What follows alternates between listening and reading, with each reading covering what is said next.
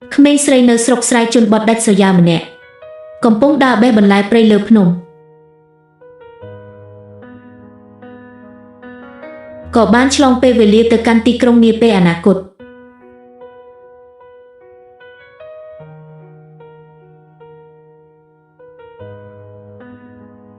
វ៉ាវទីក្រុងនេះស្អាតណាស់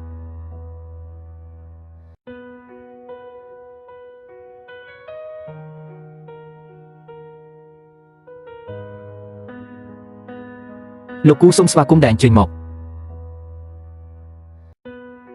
សូមអញ្ជើញខាងនេះ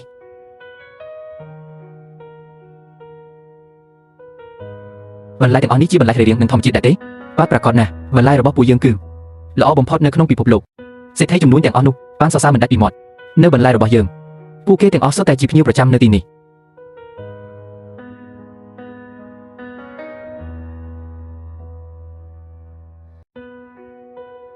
លោកគូមានប្រតិកម្មខ្លាំងចំពោះថ្នាំសម្លាប់សត្វល្អិតមិនត្រឹមតែការញ៉ាំទេគាត់មិនសូម្បីតែប៉ះបានអ្នកបានធ្វើទេវាទាំងអស់ហើយមែនទេ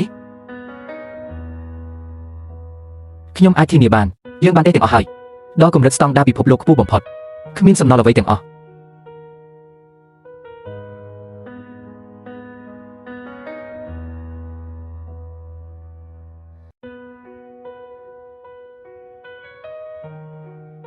លោកគូសូមស្ងប់ចិត្តបន្តិចនេះគេហៅថាគ្មានថ្នាំសម្លាប់សត្វល្អិតលោកគូនេះជាការយល់ច្រឡំហើយពិតជាការយល់ច្រឡំយើងតែងតែធ្វើទេដល់កម្រិតស្តង់ដារខ្ពស់បំផុតយល់ច្រឡំមើលអ្នកឲ្យលោកគូញ៉ាំអាហារប្រភេទនេះហើយអ្នកនៅតែនិយាយថាជាការយល់ច្រឡំមែនទេខ្ញុំគិតថាអ្នកមិនចាំបាច់ធ្វើជាអ្នកគ្រប់គ្រងភោជនីយដ្ឋានទៀតទេត្រឡប់ទៅចិញ្ចឹមជូកវិញទៅអូគាត់ចេញទៅលោកគូសូមស្ដាប់ខ្ញុំបកស្រាយសិនលោកគូលោកពូតើអ្នកចង់ទិញបន្លែរបស់ខ្ញុំទេបន្លែរបស់យានប៉ៅគឺស្អាតលោកគូតោះយើងទៅតើក្មេងសុំទានតូចម្នាក់នេះមកពីណា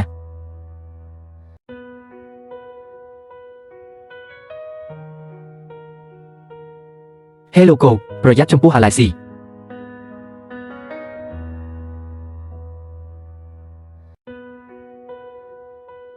លោកគូអ្នកមិនមានអាឡែស៊ីទេគុណភាពខ្ពស់បន្លែនេះគឺល្អបំផុត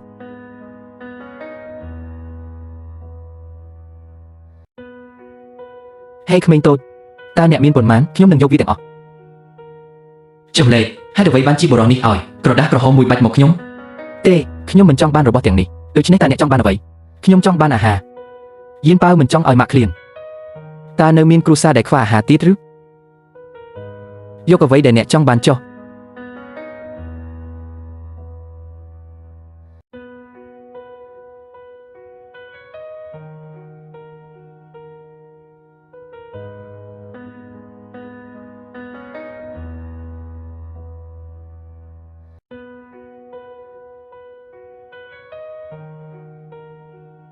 ចម្លែកណាស់ហេតុអ្វីខ្ញុំដាក់វាមិនពេញ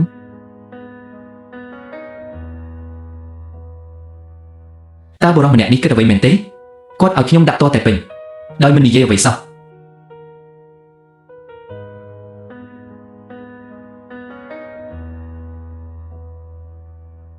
លោកពូអ្នកពិតជាមនុស្សល្អមែនអរគុណពូខ្ញុំទៅផ្ទះហើយអេតើខ្ញុំអាចភ្លក់វាបានទេលោកគូរឿងនេះមិនច្បាស់លាស់ទេចុះប្រសិនបើអ្នកមានប្រតិកម្មវាមិនអីទេ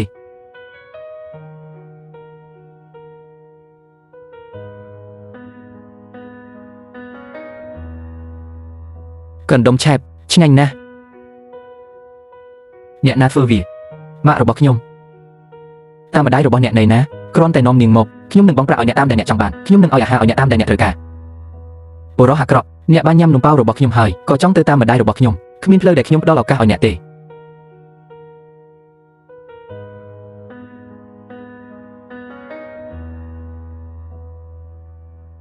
នាងទៅណាហើយលោកគូ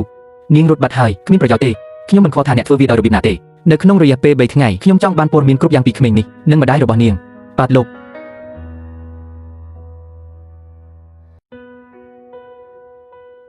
ខ្ញុំមកដល់ផ្ទះវិញហើយ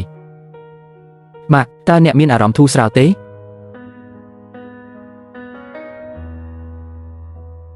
ម៉ាក់មានស៊ុបអង្ករខ្លះងើបយឺត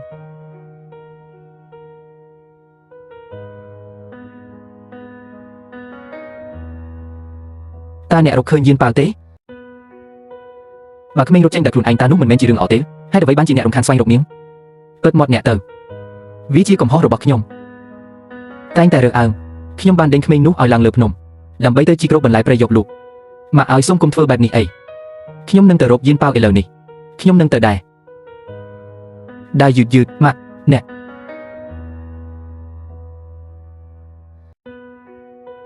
ây da ta núp mình men chi quay hao tế hay được với ban chị nẹ mơ tới chi thun mà lấy nhom ban prap nẹ rồi hài thả mình xây núp con tại chị mình tôi mà nè niên tới tay một đào tin ní hai thưa ở nẹ chưa rồi từ hai men tế mơ mọt rồi bỏ nè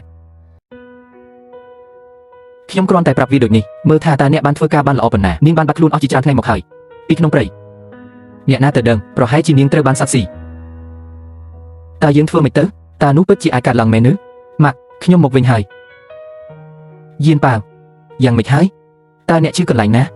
diên bào nẹ ban bồng hay chỉ đốn stir tại slap ao côn pre đại nẹ trở lọp một vinh lục gì diên bào nâng mình rốt tờ nà tề kết tha bằng có bánh ha mình chụp to tề nhảm bài thưa ao bẩn thành trong ai cọp diên bào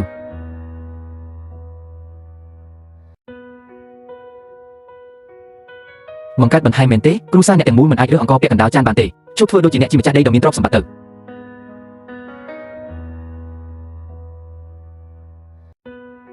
Yên bao ông coi cho tờ, mạng nâng thưa à ha pê là nghịch ở nè, chai smart. Mà hai đứa với ban chỉ nè mình cô rụp bị sân gia rồi bỏ nè, cái nè này dây thả ha yên bao, cứ chỉ chùm này bong sợi thông, và niên nhằm chan chừng ní cho dương vĩnh, niên nơi mình tôi mình nè tê ta niên ai nhằm ban bẩn mặn, nú mình smart phiệp tê, mùi mắt rồi bỏ niên, cứ tê chiên tì rộp nơi không pu rồi bỏ nhom tê. Mình xây mình nè đại ở bốc bong bong chào, tai bong sợi bay chỉ chặt tốc niên đôi chỉ cầm nọc trộp, mà giang tiết, tì rụp đại nhom cầm bong po pu cứ chỉ chơi bớt rồi bỏ nè, ta nè ai bên chất nâng nè hàng cao đòi rồi bịp nè. Hey nếu bé trai bấtประกอบរបស់អ្នកកើតមកឈឺគុំនិយាយថាខ្ញុំមិនបានព្រមានអ្នកមកបងស្រីទី2និយាយត្រូវបញ្ជូនយានប៉ោត្រឡប់ទៅវិញទៅទោះបីជាយើងខ្វះខាតអាហារក៏ដោយយើងមិនអាចមើលរំលងជីវិតមួយបានទេចៃយិនទៅលូកកងដៃនេះមកនោះជាមរតកគ្រួសាររបស់អ្នកអ្នកមិនអាចលូកវាបានទេយាយឲ្យកុំលូកកងដៃអីយានប៉ោអាចដោះស្រាយវាបានដោះស្រាយបានសូមឲ្យយានប៉ោបំពេញកន្លែងនេះឡើង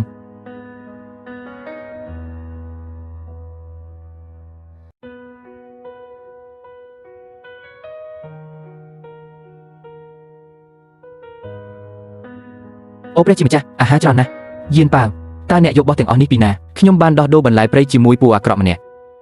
យានប៉ាវបន្លែព្រៃអាចធ្វើឲ្យអ្នកទទួលបានអាហារទាំងអស់មែនទេអ្នកមិនបានលួចវាទេមែនទេគ្មានផ្លូវទេមើលរបស់ទាំងនេះសុទ្ធតែជាអាហារល្អមិនត្រឹមតែនៅក្នុងស្រុករបស់យើងទេសូម្បីក្នុងទីក្រុងរបស់នេះគឺកម្រណាស់ទាំងអស់នេះគ្រប់គ្រាន់សម្រាប់ឲ្យយើងញ៉ាំឆ្អែតពេញមួយខែកុំបារម្ភថាវាមកពីណានៅឡើយតើកន្ត្រកតូចរបស់យានប៉ាវបានធ្វើដូចម្តេចដាក់បានរបស់ច្រើនយ៉ាងនេះនោះមិនសមហេតុផលតតែសោះតើយានប៉ោអាជាផ្កាយសំណាងរបស់យើងមែនទេគ្រប់គ្នាពិតមាត់របស់អ្នកបានទេកុំឲ្យនរណាម្នាក់ផ្សេងទៀតដឹងពីរឿងនេះប្រញាប់ឡើងហើយប្រមូលវាទុកចាំតិចយប់នេះតោះញ៉ាំតាមចិត្តយើងស្ដាប់ទៅអស្ចារ្យណាស់ហាហាខ្ញុំនឹងទៅចំអិនឥឡូវនេះ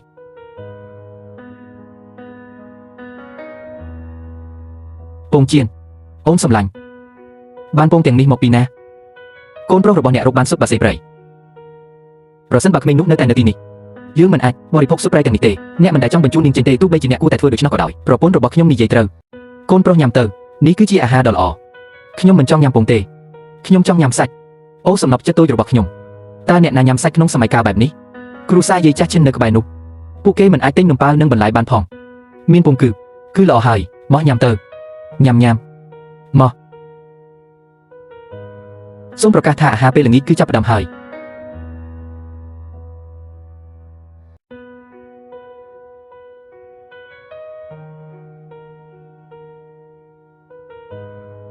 ម៉ាក់ទី2ញ៉ាំអានេះ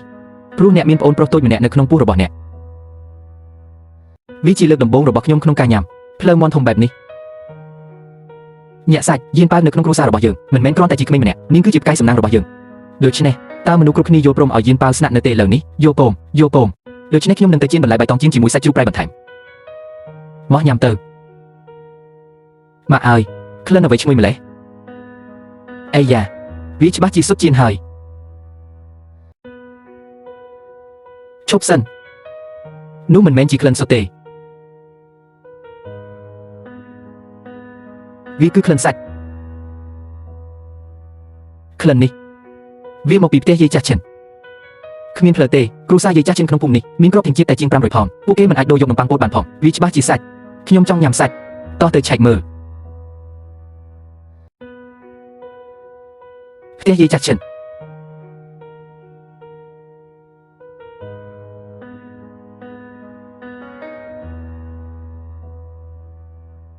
ហូគួយវិនតើអ្នកមកធ្វើអីនៅទីនេះហេលាក់ទុកឲ្យលឿនប្រសិនបើហូគួយវិនបានឃើញយើងនឹងមានបញ្ហាហើយអ្វីបានជាអ្នកមានសាច់ជ្រូកនៅផ្ទះហើយយើងមិនមានអ្វីទាំងអស់សំណល់ពីចុងឆ្នាំយើងគ្រាន់តែកំពុងជៀនវាឲ្យយានប៉ាវកាន់តែរឹងមាំក្មេងនោះនាងមិនសមនឹងទទួលបានវាទេប្រមូលវាចូលក្នុងកន្ត្រកតូចរបស់ខ្ញុំនឹងគ្មានណារកឃើញទេអេកន្ត្រកតូចរបស់ខ្ញុំនៅណាអូទេខ្ញុំបានទុកវានៅក្នុងទេឃ្លាមកប្រញាប់ឡើងហើយលាក់វាយកវាចេញទៅអ្នកគ្រាន់សល់អាហារបន្តិចបន្តួចប៉ុណ្ណោះពីចុងឆ្នាំតែអ្នកកំពុងឲ្យទៅនាងតើអ្នកនិយាយលេងមែនទេអូខ្ញុំដឹងហើយអ្នកពិតជាកំពុងស្តុកទុកអាហារការស្តុកទុកអាហារគឺជាបទឧក្រិដ្ឋធ្ងន់ធ្ងរប្រសិនបើអ្នកភូមិរកឃើញពួកគេនឹងយកអាហារនឹងដីរបស់អ្នកហើយអ្នកនឹងត្រូវបានបញ្ជូនទៅធ្វើកំណែនៅការងារយើងអត់ទេប្រសិនបើយើងមានអាហារបន្ថែមយើងពិតជានឹងប្រគល់វាទៅឲ្យអ្នកអត់ទេមិនថាមែនឬអត់មិនអាស្រ័យលើមាត់និយាយទេតើអ្នកចង់ធ្វើអ្វី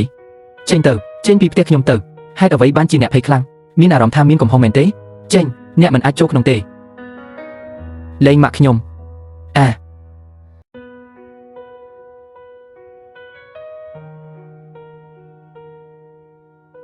ម៉ាក់ហាអត់មានអីទេគ្មានផ្លូវទេ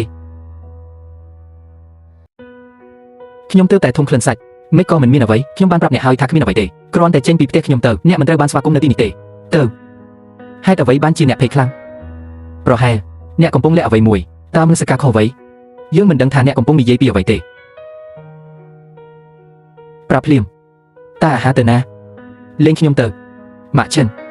យានប៉ាវឈឺលេងទៅហូគួយវិនប្រសិនបើអ្នកមានបញ្ហាមកដោះស្រាយជាមួយខ្ញុំហេតុអ្វីបានជាអ្នកធ្វើបាបក្មេងនាងក្មេងល្អិតប៉ុន្មានឆ្នាំមកនេះបន្ទាប់ពីចិញ្ចឹមអ្នកប្រែជាមនុស្សមើលគុណមែនទេតែងតែរត់ចេញពីគ្រួសារខ្លួនឯងខ្ញុំនឹងធ្វើឲ្យអ្នកឈប់កុហកហើយម៉ាក់ខ្ញុំរកឃើញហើយ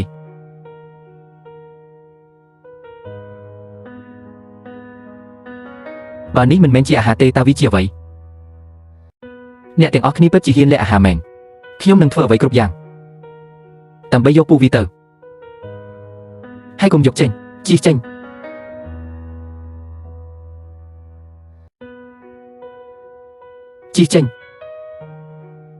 នេះទាំងនេះយកមកដោយយានប៉ាវតើអ្នកមានសិទ្ធិអ្វីយកវាទៅតើអ្នកចង់មាននៅយ៉ាងណាអាហាររបស់នាងមែនទេអ្នកគិតថានាងជាបច្ចេកសម្រាប់គ្រួសារយើងមែនទេសុទ្ធធ្លាក់ចូលផ្លូវនាងមែនទេថ្ងៃនេះខ្ញុំនឹងញ៉ាំអាហារនេះមិនថាមានរឿងអ្វីកើតឡើងទេខ្ញុំជាមនុស្សមានសំណាងដែលបានរកឃើញសុទ្ធអ្នកគ្រាន់តែជាក្មេងឬសម្រាមប៉ុណ្ណោះគ្មានអ្វីចម្លែកទេដែលម៉ាក់របស់អ្នកមិនចង់បានអ្នកណាមីងឆិនជាអ្នកជួយជីវិតខ្ញុំគាត់បានឲ្យខ្ញុំញ៉ាំនំប៉័ងគាត់ជាម្ដាយពិតរបស់ខ្ញុំអ្នកគឺជាមនុស្សអាក្រក់ប្រគល់អាហារឲ្យយានប៉ាវវិញឲ្យវាមកយានប៉ាវវិញក្មេងល្ងងដែលមិនដឹងគុណខ្ញុំបានចិញ្ចឹមអ្នកអស់រយៈពេល5ឆ្នាំហើយវាមិនអាចប្រៀបធៀបទៅនឹងការដែលនាងមើលថែអ្នករយៈពេល1ថ្ងៃបានទេមែនទេយានប៉ាវតែឈឺទេម៉ាក់ខ្ញុំមិនឈឺទេខ្ញុំប្រាប់អ្នកឲ្យហើយប្រសិនបើអ្នកហ៊ានវាយានប៉ាវម្ដងទៀតខ្ញុំនឹងតតាំងដោយអ្វីទាំងអស់ដែលខ្ញុំមានអ្នកវាខ្ញុំនឹងវាអ្នកដូចគ្នាឈប់ទៅគួយហ៊ូគ្រូសាយ៉ាវបានរីកាមកចំពោះការមិនបង្វែរអាហាររបស់អ្នកអូប្រធានភូមិអរគុណព្រះជាម្ចាស់ដែលទីបំផុតអ្នកបានមកដល់ទីនេះគ្រូសាចិនកំពុងលាក់អាហារទុកគ្រប់គង់សម្រាប់តែគ្រូសាខ្លួនឯងហើយនាងថែមទាំងវាខ្ញុំទៀតផងមើលនេះអ្នកត្រូវតែនៅខាងខ្ញុំប្អូនស្រីគួយវិនខ្ញុំនឹងនៅខាងអ្នកគួយហ៊ូមិនបង្វែរអាហារនោះជារឿងរបស់ប៉ូលីសហើយដើម្បីអប់រំឡើងវិញអំពីការងារតាមអាយុរបស់អ្នកតើអ្នកអាចល្ងងខ្លៅយ៉ាងនេះដោយរបៀបណាប្រធានភូមិយើងមិនបានធ្វើវាទេយើងមិនបានធ្វើហើយចុះនេះជាអ្វីផុសតាំងគឺនៅទីនេះគួយហ៊ូខ្ញុំសួរអ្នកម្ដងទៀតតើអាហារនេះមកពីណាលោកតាខ្ញុំបានលក់បន្លែព្រៃជាមួយពូគូដើម្បីអាហារតើអ្នកអាចដោះដូរបន្លែព្រៃយកអាហារបានដែរទេតើអ្នកកំពុងព្យាយាមកុហកអ្នកណាខ្ញុំមិនកុហកទេនេះពិតជាត្រូវបានដោះដូរដើម្បីយកអាហារមែនដូច្នេះអ្នកទីក្រុងទាំងអស់នោះសុទ្ធតែជាមនុស្សល្ងងមែនទេដែលដោះដូរអាហារនិងសាច់ដើម្បីយកបន្លែព្រៃរបស់អ្នកម្យ៉ាងទៀតប្រសិនបើគ្រួសារឈិនមានអាហារបរិភោគគួរតែប្រគល់វាទៅមេភូមិមែនទេគ្រប់គ្នាខ្ញុំគិតថាត្រូវដំណាំទាំងអស់នៅក្នុងវាលស្រែបានមកអស់ហើយគ្មានអ្នកណាមានអាហារបរិភោគទេប៉ុន្តែក្រុមគ្រួសាររបស់នាងអាចញ៉ាំអាហារតែគ្នាឯងបានមែនហើយប្រធានភូមិដូច្នេះអ្នកត្រូវតែដាក់ទោសគ្រួសារឈិនប្រសិនបើគ្រប់គ្នាធ្វើតាមគំរូរបស់ពួកគេហើយមិនបង្វែរអាហារទេតើយើងត្រូវរស់រានមានជីវិតដោយរបៀបណាបើអ្នកមិនបង្វែរអាហារទេសូម្បីតែខ្ញុំក៏មិនអាចការពារគ្រួសាររបស់អ្នកបានដែរពួកគេ ពួកគេទាំងអស់សុទ្ធតែមានទោសដែរពួកគេត្រូវតែទទួលទណ្ឌកម្មយកវាទៅក្រោលគោហើយបញ្ជូនពួកគេទៅអប់រំការងារឡើងវិញនៅថ្ងៃស្អែកអ្នកចង់ធ្វើអ្វីលេងនាងទៅអ្នកចង់ធ្វើអ្វីលេងខ្ញុំទៅលេងខ្ញុំ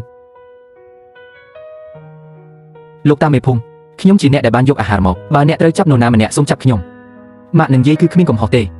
លោកយាយសុខភាពមិនល្អជើងលោកពូឈឺយានប៉ាវមីងមានផ្ទៃពោះប្រសិនបើអ្នកបញ្ជូនពួកគេទៅអប់រំឡើងវិញនឹងមានមនុស្សអាចស្លាប់យានប៉ាវសូមអង្វរអ្នកសូមអង្វរពូមីងទីបំផុតយានប៉ាវមានផ្ទះសូមដោះលែងពួកយើងទៅប្រហែលជាយើងគួរតែទម្លាក់វាចោលទៅទម្លាក់គ្មានផ្លិតទេមេភូមិអ្នកទើបតែនិយាយថាចាត់ការគ្រួសារឈិនលោកតាខ្ញុំនឹងទៅបេះបន្លែព្រៃហើយដោះដូរយកអាហារជាច្រើនសម្រាប់មនុស្សគ្រប់គ្នាសូមកុំចាប់ម៉ាក់ខ្ញុំនិងអ្នកដទៃទៀតអីបានទេណែហើយចុះសិនបើអ្នកបង្វែរអាហារជាង500ផងក្រុមនឹងមិនដាក់ទោសគ្រួសាររបស់អ្នកទេហើយអ្នកថែមទាំងនឹងទទួលបានការសរសើរទៀតផងឧបសិនពួកគេគឺជាឧក្រិដ្ឋជនការមិនដាក់ទោសពួកគេគឺជារឿងមួយតែហេតុអ្វីត្រូវផ្ដល់បានសារដល់ពួកគេហើយយើងទាំងអស់គ្នានៅក្នុងភូមិតែមួយតើអ្នកពិតជាចង់ជំរុញឲ្យគ្រួសារឈិនតច្រកប្រសិនបើគ្រួសារអ្នកអាចបង្វែរអាហារបានខ្ញុំក៏នឹងផ្ដល់បានសារដល់អ្នកដូចគ្នាគឺខ្ញុំគ្រាន់តែគិត500ផងគឺតិចពេកហើយគ្រួសាររបស់ពួកគេគួរតែរកចំណូលបានយ៉ាងហោចណាស់1000ផងថាម៉េច1000ផងក្រុមទាំងមូលមិនមានអាហារច្រើននៅក្នុងស្តុកទេហូគុយវិញអ្នកកំពុងមានចេតនាត្រូវហើយខ្ញុំមានចេតនាដូច្នេះយ៉ាងម៉េចក្នុងរយៈពេល3ថ្ងៃប្រសិនបើក្រុមគ្រួសាររបស់អ្នកមិនអាចមកជាមួយបាន1000ផងនៃអាហារដីរបស់អ្នកនឹងត្រូវរឹបអូសក្រុមគ្រួសាររបស់អ្នកទាំងមូលនឹងត្រូវបានដង្ហែក្បួនជាមួយនឹងផ្លាកសញ្ញាហើយត្រូវបានបញ្ជូនទៅអប់រំការងារឡើងវិញបើមិនដូច្នោះទេចូលចេញពីភូមិជីងខ្វានមែនហើយចេញពីភូមិជីងខ្វានគុយហ៊ូគ្រាន់តែមើលភាពរញ៉េញ៉ៃនេះល្អខ្ញុំយល់ព្រមអស្ចារ្យឥឡូវនេះមិនត្រឹមតែយើងបានស្រកទម្ងន់អាហាររាប់រយផោនប៉ុណ្ណោះទេយើងជំពាក់ក្រុម1000ផោនទៀតម៉ាក់នោះជាអាហារ1000ផោនឥឡូវមានទូរភ័ព្ទគ្រប់ទីកន្លែងយើងមិនអាចទទួលបានអាហារជាមួយនឹងសម្បត្តិចែកចាយបានទេតើយើងគួរធ្វើដូចម្តេចដើម្បីសម្រេចវាក្នុងរយៈពេល3ថ្ងៃហ៊ូគុយវិនធ្វើឲ្យយើងជាប់គាំងបើយើងមិនបង្វែរអាហារទេភូមិទាំងមូលនឹងនិយាយនៅពីក្រោយខ្នងយើងហើយយើងនឹងត្រូវបណ្តេញចេញវាចប់ហើយយើងនឹងអត់ឃ្លានកុំខ្លាចអីម៉ាក់យើងនឹងទៅបេះបន្លែព្រៃជាមួយគ្នាហើយលក់វាទៅឲ្យពូនៅទីក្រុងយើងពិតជាអាចដោះដូរយកអាហារបានយើងមិនអាចពឹងផ្អែកតែលើអាហារបំពន់បានទេយ៉ាងហោចណាស់ញ៉ាំអ្វីខ្លះខ្ញុំឃ្លានណាស់ប៉ុន្តែខ្ញុំមិនអាចញ៉ាំអ្វីបានទេតែខ្ញុំជានាយកប្រតិបត្តិដ៏មានឥទ្ធិពលរបស់ក្រុមហ៊ុនគូគ្រប់ពិតជានឹងអត់ឃ្លានស្លាប់ដោយសារជំងឺបរិភោគមែនទេ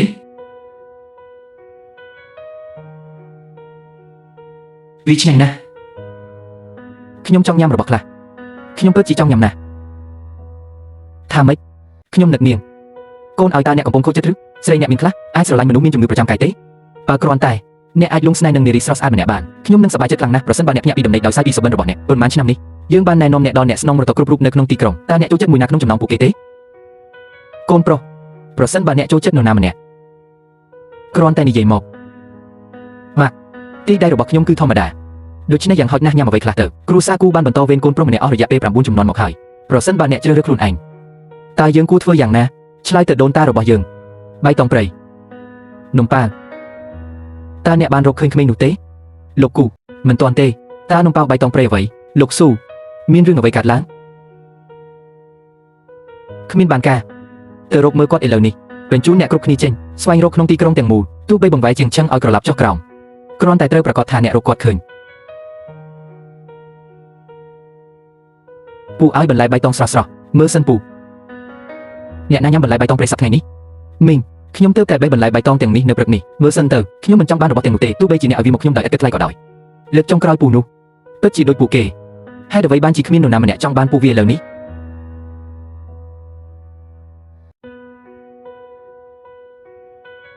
តើអ្នកចង់បានអ្វីលេងខ្ញុំទៅលេងខ្ញុំទៅលេងខ្ញុំទៅលេងខ្ញុំទៅ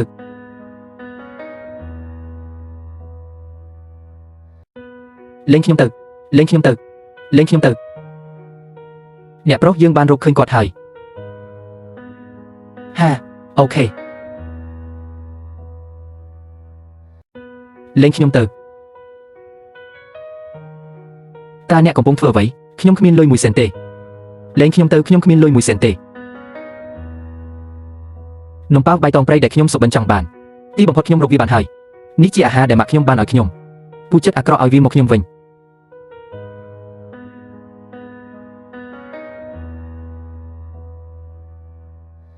កូនប្រុសតើវាពិតជាឆ្ងាញ់មែនទេម៉ាក់ប៉ាវាជារបស់ល្អបំផុតនៅលើផែនដីបើមិនជឿខ្ញុំទេសូមសាកភ្លក់មើលនេះទាំងនេះមិនមែនគ្រាន់តែជានំប៉ាវបៃតងព្រៃទេត្រឡប់ទៅថ្ងៃនោះវិញ ខ្ញុំបានញ៉ាំរបស់ទាំងនេះច្រើនណាស់នៅជនបទខ្ញុំត្រឡាន់នឹងវាខ្ញុំមិនញ៉ាំអាហារបែបនេះទេអាហាររដុបឲ្យវាមកវិញនេះជាអាហារដែលម៉ាក់ខ្ញុំបានរក្សាទុកដើម្បីខ្ញុំឲ្យវាមកវិញឲ្យវាមកវិញវាឆ្ងាញ់ខ្លាំងណាស់ ឲ្យវាមកវិញតើមានទៀតទេហេតុអ្វីបានជាខ្ញុំមានអារម្មណ៍ដូចជាស៊ូបេជីការទទួលទានផ្លែឈើយិនសិនមុនពេលដែលខ្ញុំអាចភ្លក់វាបានអស់ទៅហើយគ្មានសល់សំបីតែមួយឡើយហើយកុំរំខានក្មេងមើលចុះក្មេងនេះខ្លាចប៉ុណ្ណាលោកតានិងលោកយាយមិនមែនជាមនុស្សអាក្រក់ទេគ្រាន់តែដោយសារនំប៉ោះបៃតងព្រៃរបស់អ្នកប៉ុណ្ណោះវាឆ្ងាញ់ពេកប៉ុន្តែអ្នកទាំងអស់គ្នាបានញ៉ាំអាហាររបស់ខ្ញុំអស់ហើយពីពេលនេះយន់ប៉ោនឹងឃ្លៀងយន់ប៉ោខឹងហើយខ្ញុំមិនសប្បាយចិត្តទេកុំខឹងណាលោកតាលោកយាយនឹងសង់អ្នកវិញជំនួយការស៊ូវ៉ាវខ្ញុំមិនចង់បានរបស់ឥតប្រយោជន៍ទាំងនេះទេអ្វីទាំងអស់នេះមានតម្លៃរាប់លានប៉ុន្តែវាមិនអាចញ៉ាំបានទេដូច្នេះតែចំណុចសំខាន់គឺជាអ្វីលោកពូតាពូចង់បានបន្លែទេយន់ប៉ៅគ្រាន់តែចង់ដោះដូរយកអាហារក្មេងនេះគួរឲ្យស្រឡាញ់ពេកហើយយ៉ាងណាក៏ដោយយន់ហើយមិនចង់រៀបការបងសម្លាញ់ហេតុអ្វីយើងមិនយកយន់ប៉ៅមកចិញ្ចឹមជីចែរបស់យើងអ្នកទាំងអស់គ្នាកំពុងព្យាយាមចាប់ខ្ញុំមែនទេមិនត្រូវការទេខ្ញុំមានម៉ាក់អ្នកមានម៉ាក់ឬដូច្នេះហេតុអ្វីបានជាសម្លៀកបំពាក់របស់អ្នកតោកយ៉ាកម្លេះម្ដាយបង្កើតរបស់ខ្ញុំបានស្លាប់ទាំងវ័យក្មេងម៉ាក់ចុងរបស់ខ្ញុំបានបោះបង់ខ្ញុំចោលមីងឈិនគឺជាអ្នកដែលយកខ្ញុំទៅចិញ្ចឹមគាត់ជាម្ដាយខ្ញុំឥឡូវខ្ញុំចង់លក់បន្លែឲ្យបានច្រើនហើយរកលុយបានច្រើនដូច្នេះនាងអាចញ៉ាំអាហារបានឆ្ងាញ់និងស្លៀកពាក់ឲ្យកក់ក្ដៅផងដែរតើម៉ាក់របស់អ្នកមានគុំផ្ទាល់ខ្លួនទេមីងឈិនមិនទាន់រៀបការនៅឡើយទេម្ដាយចិញ្ចឹមរបស់អ្នកមិនទាន់រៀបការទេនោះនឹងមិនល្អសម្រាប់យន់ប៉ៅទេដឹងយន់ប៉ៅនៅពេលណាអ្នកនាំម៉ាក់របស់អ្នកមកដូច្នេះខ្ញុំអាចជួបនាងបានទេម៉ាក់កុំលេងល្បែងគូបគងដោយចៃដន្យតើខ្ញុំលេងល្បែងគូបគងដោយចៃដន្យរបៀបណាខ្ញុំបាននៅជុំវិញខ្ញុំដឹងរឿងបើចង់ឈ្នះបេះដូងបរមម្នាក់គឺត្រូវតែឈ្នះក្រពះរបស់គាត់ជាមុនសិនត្រឹមត្រូវណាស់នាងបានធ្វើឲ្យអ្នកជាពីជំងឺក្រពះឆាប់នេះបេះដូងរបស់អ្នកក៏ជារបស់នាងដែរពូគោខ្ពស់នឹងសង្ហាណាស់ហើយគាត់មានអាហារគាត់នឹងម៉ាក់ខ្ញុំនឹងក្លាយជាគូដ៏ល្អមួយពូយុនហៃធ្វើជាបាក់ខ្ញុំទេតើមានតោះខុសអីយន់ប៉ៅគូឲ្យស្រឡាញ់ណាស់អ្នកក្លាយជាឪពុករបស់នាងហើយអ្នកមិនសប្បាយចិត្តទេម៉ាក់អ្នកពិតជាគ្រាន់តែប្រឌិតរឿងឡើងប៉ុណ្ណោះខ្ញុំមិនខ្វល់ទេខ្ញុំចង់ឲ្យយន់ប៉ៅក្លាយជាចៅស្រីរបស់ខ្ញុំម៉ាក់ដរាបណាអ្នកសប្បាយចិត្តក្មេងល្ងងឲ្យអ្នកពិតជារំភើបខ្លាំងណាស់យន់ប៉ៅមានទំនាក់ទំនងជាមួយគ្រួសារយើងយន់ប៉ៅមកនេះលោកយាយនឹងថតរូបពួកយើងយកវាទៅឲ្យម៉ាក់របស់អ្នកមើលយកព្រមទេយកពងយន់ប៉ៅមិនដែលបានថតរូបពីមុនមកទេយន់ប៉ៅមើលទៅទីនោះ3 2 1ញ៉ាំហើយគួយវិនអ្នកអូវ៉ាវនេះគួយវិនតើបានយិនសិនព្រៃនេះមកពីណាអ្នកអាចដោះដូររបស់នេះដើម្បីគ្រាប់ធានជាតិ20ផោននឹងសាយ៉ាងហោចណាស់មួយដប់កូនប្រុសរបស់យើងជីកវាអេយ៉ាកូនប្រុសអ្នកពិតជាអស្ចារ្យណាស់ខ្ញុំប្រាប់អ្នកកូនប្រុសរបស់យើងគឺជាផ្កាយសំណាងមួយប្រសិនបើគាត់ចង់រកអ្វីមួយគាត់នឹងរកវាឃើញក្មេងស្រីនោះអាចជីកបានតែបៃតងព្រៃប៉ុណ្ណោះម៉ាក់ខ្ញុំបានដោះដូរវាយកគ្រាប់ធានជាតិមកហើយ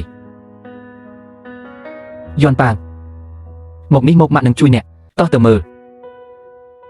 អាហារច្រើនណាស់នេះប្រហែលជាច្រើនជាង1000ផោនមើលចុះមានអង្ករនិងប្រេងនិងមាន់ទាំងអស់នេះគ្រប់គ្រាន់សម្រាប់គ្រួសារយើងញ៉ាំសម្រាប់មួយឆ្នាំមែនអីយ៉ាមានសូម្បីតែស្ករអីយ៉ានេះជាថ្នាំព្យាបាលដ៏កម្រអ្នកមិនអាចទិញរបស់នេះជាមួយបានបញ្ចុះតម្លៃបានទេមើលទៅយន់ប៉ៅពិតជាតារាសំណាងរបស់ភូមិពិតមែនមិននិយាយលេងទេមែនហើយលោកមេភូមិគ្រប់គ្រាន់ហើយឬនៅគ្រប់គ្រាន់ច្បាស់ណាស់គ្រប់គ្រាន់ហើយអីគ្រប់គ្នាតោះជួយជញ្ជូនទៅតោះ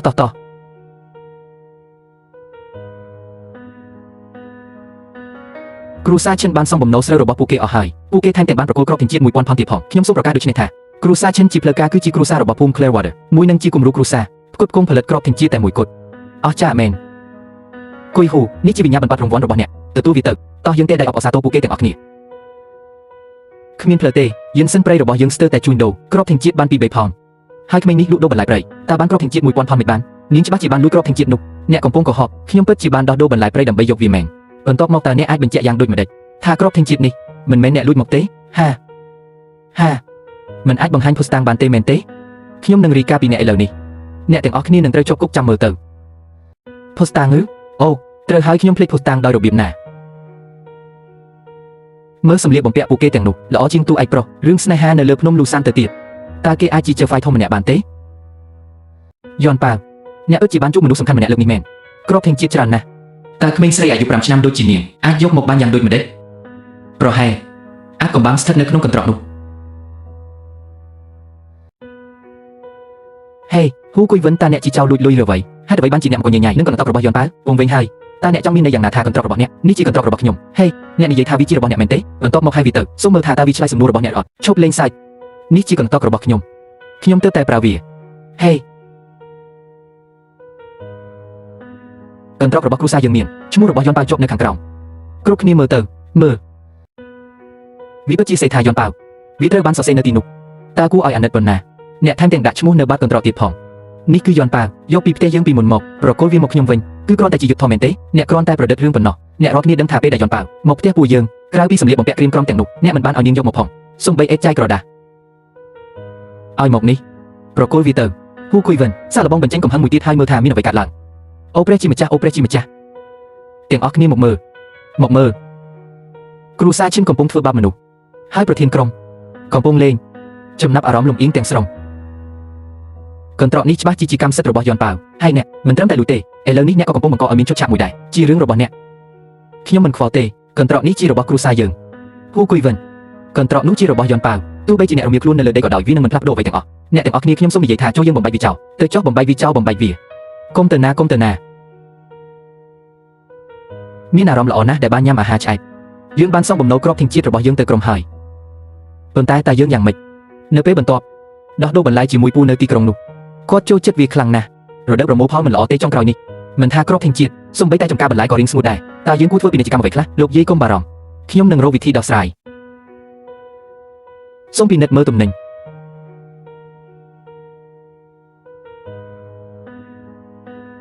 យ៉ាងម៉េចដែរ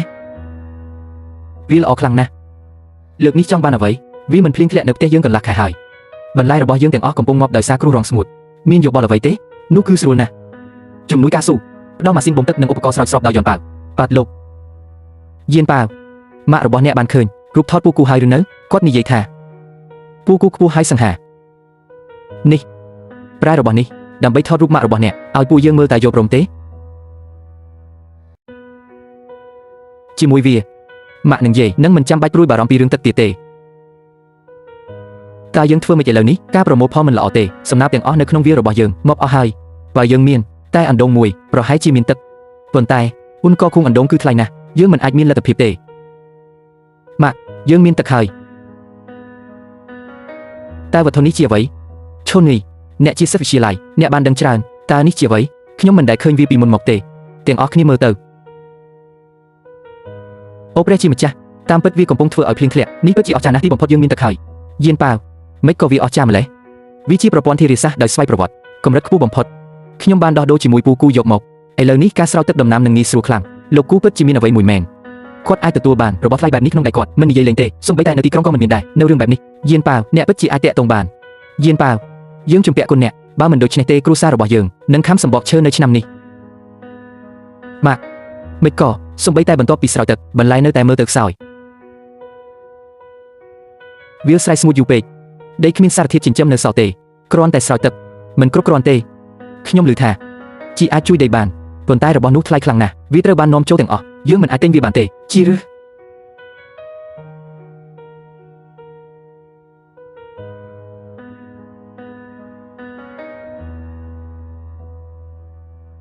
យានប៉ាវតើអ្នកកំពុងធ្វើអី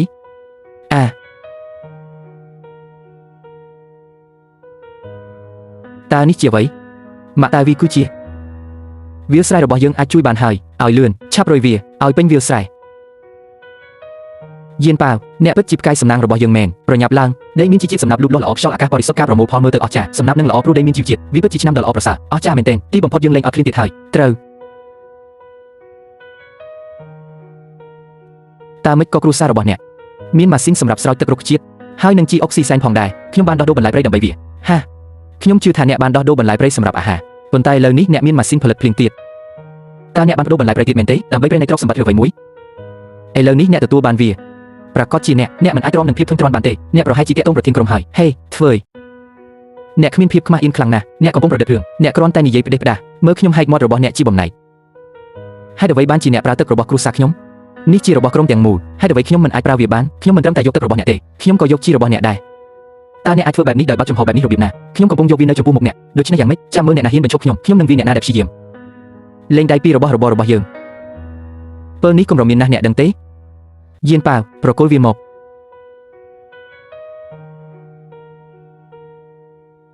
ស្អីហ្នឹងនាងមិនទាន់ស្ដាប់ទេមែនទេគាត់មិនអីទេលោកពូគូនិយាយថាតំបងឆក់នេះវាពិតជាមិនអាចសម្លាប់នរណាម្នាក់បានទេឃាតកម្មគ្រូសាឈិនកំពុងតែសម្លាប់មនុស្សមានរឿងអ្វីកើតឡើងជួយផងហេប្រធានក្រុមគ្រូសាឈិនមានទឹកប៉ុន្តែពួកគេមិនចែករំលែកជាមួយយើងទេដូច្នេះតើយើងគួរធ្វើយ៉ាងម៉េចនោះជារបស់ផ្ទាល់ខ្លួនរបស់ពួកគេអាចអនុញ្ញាតឲ្យអ្នកណាដែលពួកគេចង់ឲ្យប្រើនោះមិនត្រឹមត្រូវទេគ្រូសាឈិនជាសមាជិកនៃភូមិជីងឈៀនរបស់យើងដូច្នេះអ្នកគ្រប់គ្នាគួរតែទទួលបានការប្រើវាហាក់ដូចជាមិនយុត្តិធម៌ទេអ្នកទាំងអស់គ្នាសុទ្ធតែជាមនុស្សរងំប្រសិនបើដំណឹងមកដោយសារគ្រោះរងស្ងួតតើអ្នកនឹងបានអ្វីញ៉ាំគ្រូសាឈិនទទួលបានគ្រាប់ធញ្ជាតិពួកគេនឹងមិនខ្វល់ទេប្រសិនបើអ្នកអត់ឃ្លានយើងនឹងមិនដែលអាត្មានិយមដូចជាអ្នកឡើយខ្ញុំមានវិធីផ្ទាល់ខ្លួនរបស់ខ្ញុំដើម្បីធានាថាមនុស្សគ្រប់គ្នាអាចញ៉ាំបាន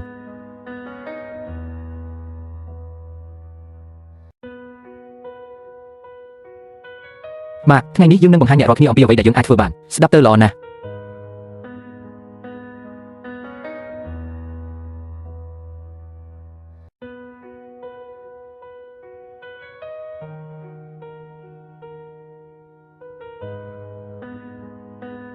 តើវាជាម្ហូបបួសទាំងអស់មែនទេតើអ្នកក្រុងគេចូលចិត្តម្ហូបបែបនេះលោកតាគ្រាន់តែសាកភ្លក់វាហើយអ្នកនឹងដឹង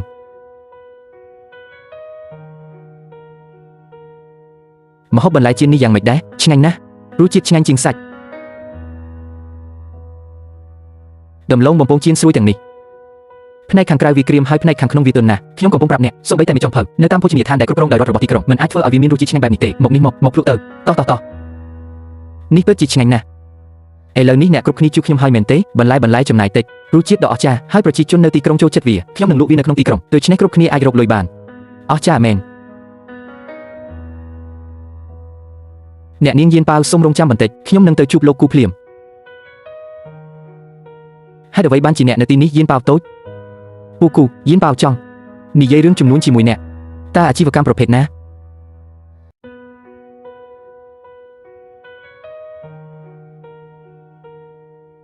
នេះជាម្ហូបថ្មីដែលម៉ាក់ខ្ញុំធ្វើពូគូអ្នកគួរតែសាកភ្លក់វា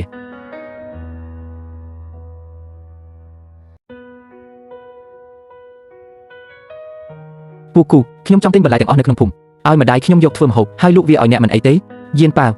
នោះជាគំនិតដ៏អស្ចារ្យមួយប៉ុន្តែពូគូមិនអាចបរិភោគបានទេអាហារច្រើនតែម្នាក់ឯងបានទេចុះរឿងនេះតើពូអាចជួយខ្ញុំបានទេយកលក់ឲ្យអ្នកផ្សេងឈប់សិនយន់ហើយខ្ញុំគិតថាវានឹងដំណើរការសប្តាហ៍នេះសារធាតុគីមីដែលមាននៅក្នុងបន្លែគឺស្ទើរតែទាំងស្រុងតារាងតាមការកំណត់ប៉ុន្តែបន្លែរបស់យានបាវតូចគឺស្អាតនិងមានផាសុកភាពពួកគេពិតជានឹងមានប្រជាប្រិយភាពយើងនឹងបង្កើតខ្សែសង្វាក់គ្រប់គ្រងពីការរីកលូតលាស់ពីដំណើរការរហូតដល់ការលក់ជាច្រកចេញចូលតែមួយសក្តានុពលទីផ្សារគឺធំធេងណាស់អូត្រូវហើយយានប៉ាវលើកចុងក្រោយដែលអ្នកបានសន្យាថានឹងយករូបថតម៉ាក់របស់អ្នកមកឲ្យលោកតាមើលតើរូបនៃណាម៉ាក់របស់យានប៉ាវស្អាតណាស់យន់ហើយយកទៅមើលទៅ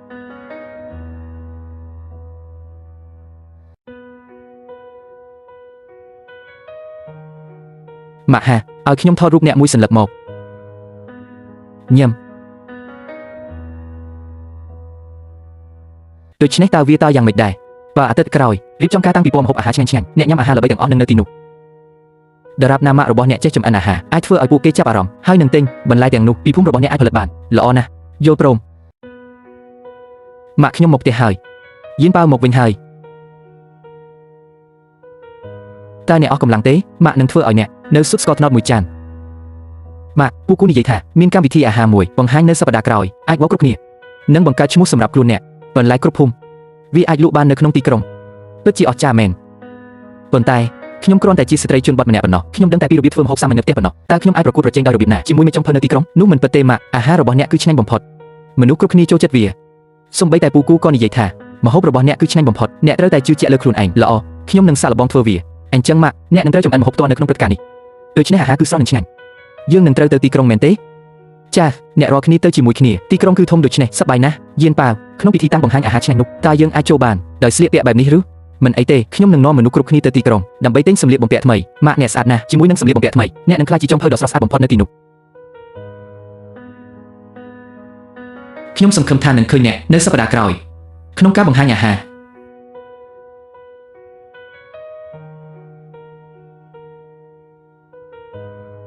Hey ពូគូយើងកំពុងនៅផ្សារទំនើប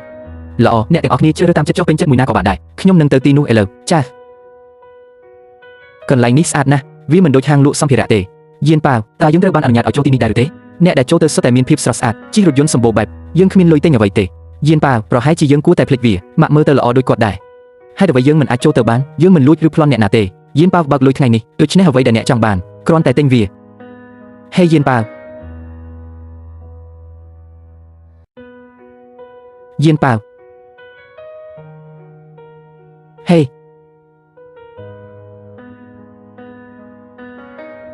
សៅស៊ីមើលនេះរ៉ូបនេះពិតជាស្អាតណាស់ខ្ញុំឆ្ងល់ថាវាត្រូវចំណាយប៉ុន្មាន10,000 10,000អូព្រះជាម្ចាស់សម្លៀកបំពាក់នេះគឺជិត 20,000 នេះជាការប្លន់ទាំងថ្ងៃរ៉ូបមួយនៅហាងរត់មួយវាមានតម្លៃត្រឹមតែ6ឬ7ប៉ុណ្ណោះពិតប្រាកដណាស់ម៉ាក់មួយនេះស្អាតណាស់តោះយកឈុតនេះយានប៉ាវរ៉ូបនេះថ្លៃពេកហើយចុះបើយើងមិនទិញវាទេយកទេតោះទៅម៉ាក់កុំបារម្ភអីគ្រាន់តែជ្រើសរើសអ្វីដែលអ្នកចូលចិត្តពូគូនិយាយ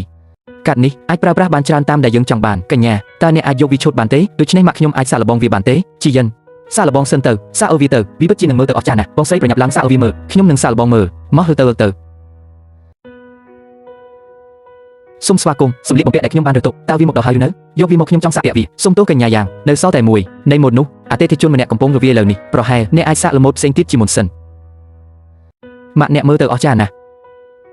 រ៉ូបនេះស្អាតណាស់តើពួកក្មេងទំនើងនៅតាមជនបទទាំងនេះមកពីណាតើពួកគេពិតជាគិតថាពួកគេអាចប្រកួតប្រជែងជាមួយខ្ញុំបានមែនទេដោះរ៉ូបចេញអ្នកនិយាយថាម៉េចខ្ញុំនិយាយថាខ្ញុំចង់បានរ៉ូបនោះដូច្នេះដោះវាចេញឬក៏ខ្ញុំនឹងជ្រើសរើសយកមួយផ្សេងទៀតហេតុអ្វីបានជាអ្នកត្រូវបដូរតើនាងទិញវាហើយមែនទេអត់ទេគាត់អត់ទេតើរ៉ូបរបស់នាងមែនទេចាស់អត់ទេគាត់មិនទាន់បានទិញឬក៏ទុកនៅឡើយទេដូច្នេះហេតុអ្វីបានជាយើងមិនអាចលុបវាបានយានប៉ាវចង់បានមួយនេះប្រាកដណាស់យានប៉ាវនិយាយត្រូវហេតុអ្វីយើងមិនអាចទិញវាបានត្រូវតែច្បាប់អ្នកណាមកមុនបានមុនមែនទេត្រឹមត្រូវហើយប្រាកដហើយចង្កោមនៃហ៊ីងពីដំបងឥឡូវនេះកំពុងខ្លាយជាហងរ៉ូបនេះមានតម្លៃ 280,000 តើអ្នកអាចទិញវាបានទេយើងមានលុយហេតុអ្វីបានជាអ្នកនិយាយថាយើងមិនអាចមានលទ្ធភាពទិញវាហាហាគ្រាន់តែមើលអ្នកក៏ស្លេកស្លាំងដែរតើអ្នកគិតថាអ្នកអាចទិញទំនិញនៅទីនេះបានទេទីកន្លែងនេះមិនមែនសម្រាប់មនុស្សដូចអ្នកទេអ្នកឯជនបទគួរតែទៅទិញទំនិញបញ្ចុះតម្លៃពីអ្នកលក់តាមចិញ្ចើមផ្លូវគុំគ្មានការខ្មាស់អៀននៅទីនេះអីសុំទោសចាស់វាពិតជាមិនសមហេតុផលសោះយើងទាំងអស់គ្នាសុទ្ធតែជាមនុស្សធ្វើការមិនមានភាពខុសគ្នានៅលើឋានៈទេការងារធ្វើសំណងនិងស្រែចម្ការអ្នកគិតថាប្រាក់ពី300ដែលអ្នករកបានគ្រប់គ្រាន់ដើម្បីទិញសម្លៀកបំពាក់នៅទីនេះមែនទេហាហាគុំធ្វើឲ្យខ្ញុំសាច់មើលស្លាកតម្លៃទៅសម្លៀកបំពាក់ទាំងអស់នេះរួមគ្នាមានតម្លៃរាប់លានទោះបីជាយើងលក់ឲ្យអ្នកក៏ដោយក៏វាមិនគ្រប់គ្រាន់ដែរថ្ងៃក្រោយបើភ្នែករបស់អ្នកគុំបណ្ដោយឲ្យអ្នកណាម្នាក់ដើរចូលមកក្នុងហាងរបស់អ្នកបន្ថយស្តង់ដារអ្នកកញ្ញាបុគ្គលិកហាងសូមជួយខ្ញុំផងរួមសម្លៀកបំពាក់ទាំងអស់កាបូបទាំងអស់និងគ្រឿងអលង្ការនៅលើជញ្ជាំងកញ្ញាបុគ្គលិកហាងអាចយកកាតនេះទៅឈុតបានទេកាតខ្មៅកំពូលតើខ្ញុំអាចប្រើវាបានទេតើវាពិតជាកាតគ្មានដែនកំណត់មែនទេមានតែគ្រូសាលំដាប់កំពូលប៉ុណ្ណោះអាចមានមួយក្នុងចំណោមនោះតើក្មេងស្រីតូចម្នាក់នេះអាចយកវាដោយរបៀបណាជាការពិតណាស់អ្នកអាចប្រើវាបាននេះជាកាតរបស់នាយកប្រតិបត្តិគ្រូសាគ្រូតើអ្នកបានទទួលវាដោយរបៀបណាពូគូបានឲ្យវាមកខ្ញុំអ្នកកុហកខ្ញុំធំឡើងជាមួយយន់ហៃនៃគ្រូសាគូមិនមានសម្បីតែមិនមានអ្នកណាម្នាក់មានអាយុស្មើអ្នកជាសមាជិកគ្រួសារក្រៅពីនេះគ្រួសារគូគឺជាគ្រួសារកំពូលមនុស្សគ្រប់គ្នាដែលពួកគេស្គាល់សុទ្ធតែមានទ្រព្យសម្បត្តិនិងមានអំណាចគ្រាន់តែមើលទៅអ្នកក៏ស្លេកស្លាំងដែរគ្មានផ្លូវទេអ្នកមានទំនាក់ទំនងជាមួយគ្រួសារគូកាត់នេះអ្នកប្រកាសជាលួចមកខ្ញុំមិនបានលួចវាទេនៅតែព្យាយាមបដិសេធថ្ងៃនេះខ្ញុំនឹងបង្រៀនអ្នកនៅមេរៀនមួយអ្នកណាម្នាក់មកដោះសម្លៀកបំពាក់របស់នាងហើយអូសនាងចេញបាត់អ្នកនាងហេតើអ្នកកំពុងធ្វើអ្វីហេតើអ្នកធ្វើអីគិតឡើងវិញហេតើអ្នកគិតកំពុងចង់ធ្វើអ្វីលេងខ្ញុំទៅមនុស្សថាអ្នកទៀបមើលខ្លួនឯងទៅតើកំពុងព្យាយាមឡើងចណ្ដាលសង្គមខ្ញុំនឹងជួយអ្នកនៅថ្ងៃនេះ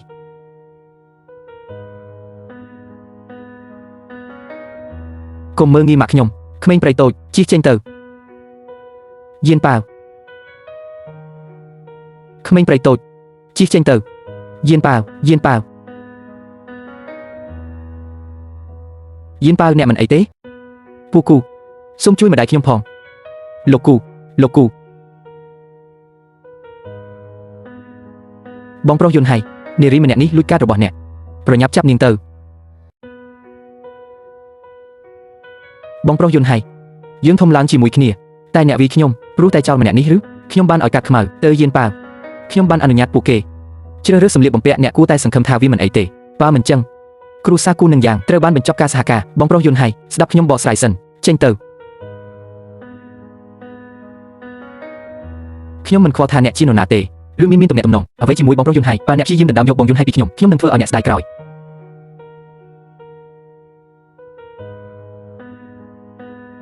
យានប៉ាវខ្ញុំសុំទោសតែមិនបានការពារអ្នកតើអ្នកជឿទេវាមិនមែនជាកំហុសរបស់ពូគូទេនោះគឺជាកំហុសរបស់នារីនោះនាងសាហាវខ្លាំងណាស់តើរោគទាំងពីរណែណាតែខ្ញុំបានជ្រើសរើសវាសម្រាប់តែអ្នកទេពួកគេពិតជាមានលក្ខណៈពិសេសប្លែកពីគេតើអ្នកចូលចិត្តពួកវាទេចូលចិត្តចង់ចាំថាត្រូវមកឲ្យទាន់ពេលវេលាសម្រាប់សប្តាហ៍ក្រោយក្នុងព្រឹត្តិការណ៍ភ្លក់អាហារខ្ញុំចង់ឃើញអ្នកភ្លឺថ្លាខ្លាំងណាស់ចា៎ទាំងអស់គ្នាខ្ញុំនឹងទៅហើយ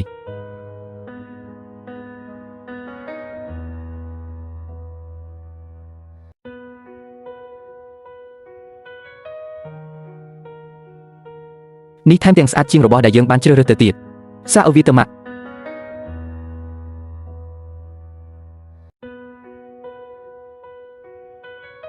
គ្មានអ្វីចម្លែកទេដែលនាងជាអ្នកស្នងមរតកគ្រួសារយ៉ាងក៏អស្ចារ្យផងដែរនាងជាគូដ៏ល្អឥតខ្ចោះសម្រាប់លោកគូខ្ញុំបានឮថាលោកគូមានជំងឺអាឡែស៊ីអាហារហើយមានតែអាហាររបស់កញ្ញាយ៉ាងប៉ុណ្ណោះអាចលបួងគាត់បើគេរាយការណ៍វានឹងក្លាយជាការប្រកួតដែលបង្កើតឡើងនៅស្ថានសួគ៌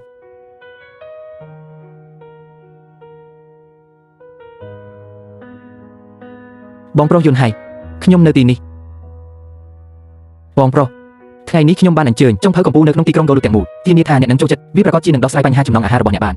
បើកញ្ញាយ៉ាងអញ្ជើញគាត់មកតើអាចជា Super Blue Ribbon ចុងភៅតែម្នាក់គត់លោកគ្រូវានោះពិតជាត្រូវគឺជាលោកគ្រូវាផ្ទាល់លោកគ្រូវាបានធ្វើជាចុងភៅរាជសម្រាប់គ្រួសាររាជវង្សកូលូអស់រយៈពេល10ឆ្នាំគាត់មិនដែលចាក់ចេញពីវាំងទេហេតុអ្វីបានជាគាត់បង្ហាញខ្លួនសម្រាប់ព្រឹត្តិការណ៍ភ្លក់អាហារសាមញ្ញមួយនេះ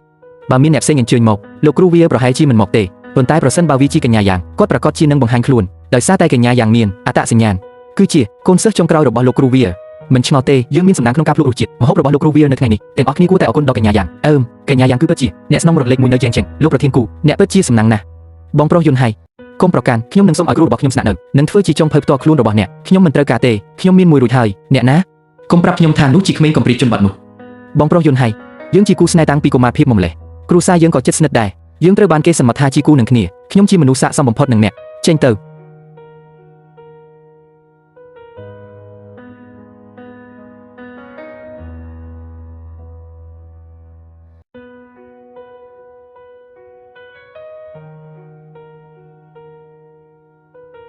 ចុះឈ្មោះអ្នកនាងយើងនៅទីនេះដើម្បីចុះឈ្មោះដើម្បីប្រកួតប្រជែងធ្វើម្ហូបយល់ព្រមសូមបំពេញទម្រង់ចុះឈ្មោះនេះហេឈប់សិននេះមិនមែនជាកន្លែងសម្រាប់អ្នកទេវងវែងយើងមកទីនេះដើម្បីប្រកួតប្រជែងធ្វើម្ហូបចុះឈ្មោះនោះអ្នកក៏ជាចុងភៅដែរមែនទេតើអ្នករៀនធ្វើម្ហូបជាមួយនរណាខ្ញុំមិនមានគ្រូទេខ្ញុំរៀនដោយខ្លួនឯងអូដូច្នេះតើអ្នកជាចុងភៅកម្រិតណាបាទចុងភៅមានកម្រិតទេខ្ញុំមិនដឹងទេខ្ញុំគ្រាន់តែចូលចិត្តចម្អិនអាហារហើយចង់ចូលរួមការប្រកួតតែប៉ុណ្្នឹងទេហាមនុស្សដូចអ្នកតើអ្នកគិតថាអ្នកសំនឹងនៅទីនេះទេអ្នកគ្រាន់តែនៅទីនេះដើម្បីបង្កើតលេខប៉ុណ្ណោះសន្តិសុខមកទៅចុះឈ្មោះនាំពួកគេចេញពីទីនេះឯងមានសិទ្ធិអ្វីមកបណ្ដេញយើងចេញសូម្បីតែមនុស្សល្មមក៏ហ៊ាននិយាយទៅមកនៅកន្លែងចុះឈ្មោះដែរឈប់ភ្លាមពួកគេគឺជាភ្ញៀវកិត្តិយសរបស់ខ្ញុំអ្នកមិនមានសិទ្ធិបណ្ដេញពួកគេចេញទេបងប្រុសយុនហៃតើអ្នកមានទំនាក់ទំនងអ្វីជាមួយពួកគេគឺជាប្រអប់អាហាររយៈពេលវែងរបស់ខ្ញុំថាម៉េចកញ្ញាឈិនរីករាយដែលបានជួបអ្នក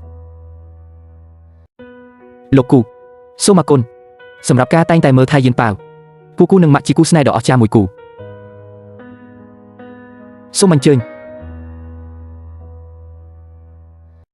កញ្ជ្រោងតូចហ៊ានដណ្ដើមយកបងយុនហៃខ្លះមេខ្ញុំនឹងមិនអនុញ្ញាតឲ្យអ្នករួចផុតពីដៃ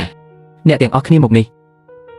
ឃើញម្ដាយនិងកូនស្រីនៅទីនោះទេក្នុងមួយនាទីខ្ញុំចង់ឲ្យពួកគេបានចាក់ចេញពីពិភពលោកនេះស្ដាប់បានទេអ្នកនាងយ៉ាងនិងលោកគ្រូវាទាំងពីរគឺជាចុងភៅកម្ពុជាសង្សារតូចរបស់អ្នកនោះនាំក្មេងស្រីម្នាក់មកប្រកួតប្រជែងគេគ្រាន់តែកំដរឆាក់មែនទេមិត្តស្រីតូចស្អីកុំមើលស្រាលអ្នកនាងឈិនអីការធ្វើម្ហូបរបស់នាងតែងតែអូសទាញខ្ញុំគ្រាន់តែរងចាំមើលសិនទៅខ្ញុំមិនជឿថាអាហារស្រុកស្រែខ្លះអាចចម្អិនចេញមកល្អដើម្បីរក្សាភាពយុត្តិធម៌ការប្រកួតនេះនឹងមិនប្រើទម្រង់សាកល្បងដោយងើទាំងងល់ឥឡូវនេះចែកក្រុមនឹងភ្ញៀវទាំងឡាយសូមចាក់ចេញពីបន្ទប់ឲ្យមានសណ្ដាប់ធ្នាប់ខំប្រឹងឡើងកុំបារម្ភអីម៉ាក់ខ្ញុំនឹងឈ្នះជាមិនខានត្រៀមការប្រកួតចាប់ផ្ដើមជាផ្លូវការនៅពេលនេះការប្រកួតចាប់ផ្ដើមជាផ្លូវការ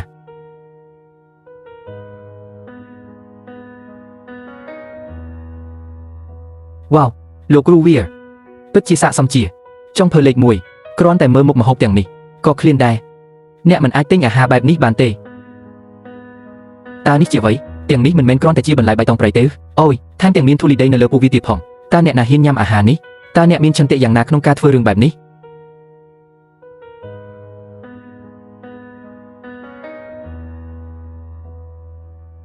លោកគ្រូវាពិតជាអស្ចារ្យណាស់ការដាក់ក្បឿងនេះគឺដូចជាស្នាដៃសិល្បៈវាស្ទើរតែស្អាតពេកមិនហ៊ាននឹងរិភពចានរបស់កញ្ញាយ៉ាង ក៏ធ្វើឲ្យខ្ញុំស្រក់ទឹកមាត់ដែរអាយ៉ាបរិសុទ្ធតុងដៃនោះពិតជាអស្ចារ្យមែនក្មេងតូចប្រសិនបើអ្នកខ្លាចចូលទទួលស្គាល់ការបរាជ័យកុំខ្ជិះខ្ជាយពេលវេលារបស់មនុស្សគ្រប់គ្នានៅទីនេះយើងមិនខ្លាចអ្វីទាំងអស់យាមប៉ាវកុំខ្លាចអីកុំភ័យអាហារល្អមិនត្រឹមតែប៉ុណ្ណោះអំពីគ្រឿងផ្សំឲ្យតែអ្នកដាក់ចិត្តដាក់កាយយកចិត្តទុកដាក់ធ្វើទៅបានហើយអ្នកណាក៏អាចខ្លាចជាមេចុងភៅដ៏ជំនាញបានដែរម៉ាក់ម៉ោះទុកឲ្យខ្ញុំជួយប្រកាសជាបានតោះយើងខិតខំអស់ពីសមត្ថភាពជាមួយគ្នា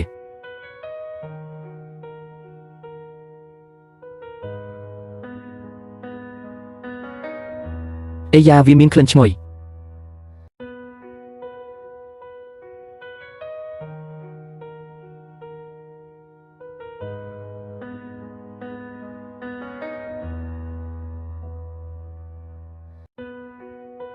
ម្ហូបដំបូងថ្ងៃនេះហ្វូអ៊ីក្រាស្លឹកមាសសូមអញ្ជើញសាច់ហ្វ័រគ្រីសនេះរលាយក្នុងមាត់ល្អវាលងដូចការ៉េមរាល់ពេលខំគឺជាការព្យាបាលប្រសិនបើយើងមិនចូលរួមក្នុងការប្រកួតប្រជែងទេខ្ញុំនឹងមិនលិតចាននោះចៅក្រមសូមដាក់ពិន្ទុហ្វូអ៊ីគ្រីស្លឹកមាសពិន្ទុសរុប95ពិន្ទុបន្ទាប់មកម្ហូបទី2គេវាគុជខ្ញុំខ្មៅសូមអញ្ជើញ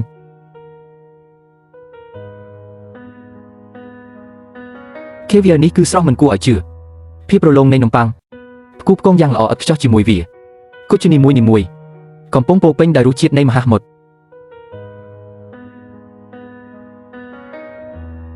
ពិន្ទុសរុប90ពិន្ទុអាហារទី3ពិធីបុណ្យ Blue Wolf Dragon King សូមអញ្ជើញវីនភាពគឺឆ្ងាញ់សាច់ត្រជាក់ដូចនីតិក្រដៅហើយទឹកជ្រលក់ដ៏សម្បូរបែបភ្ជាប់វាទាំងអស់ជាមួយគ្នាពិតជាអស្ចារ្យណាស់ពិធីបុណ្យ Blue Wolf Dragon King ពិន្ទុសរុប98ពិន្ទុហើយឥឡូវនេះម្ហូបចុងក្រោយបាយឆាជាមួយស៊ុបចៀនសូមអញ្ជើញតើអ្នកណាហ៊ានភ្លក់អាហារដូចនេះសូមក្រឡេកមើលរូបរាងភ្ញៀវនៅទីនេះថ្ងៃនេះជាវិធីសាមញ្ញពេកចំណីជ្រូកគួរតែសមជាងអ្នកកំពុងបន្ថយស្តង់ដារនៃព្រឹត្តិការណ៍ភ្លក់រសជាតិទាំងមូលអ្នកណាចង់ញ៉ាំអាចញ៉ាំបានខ្ញុំមិនប៉ះវាទេនេះប្រកាសជាម្ហូបរបស់ជីយិនខ្ញុំនឹងញ៉ាំវា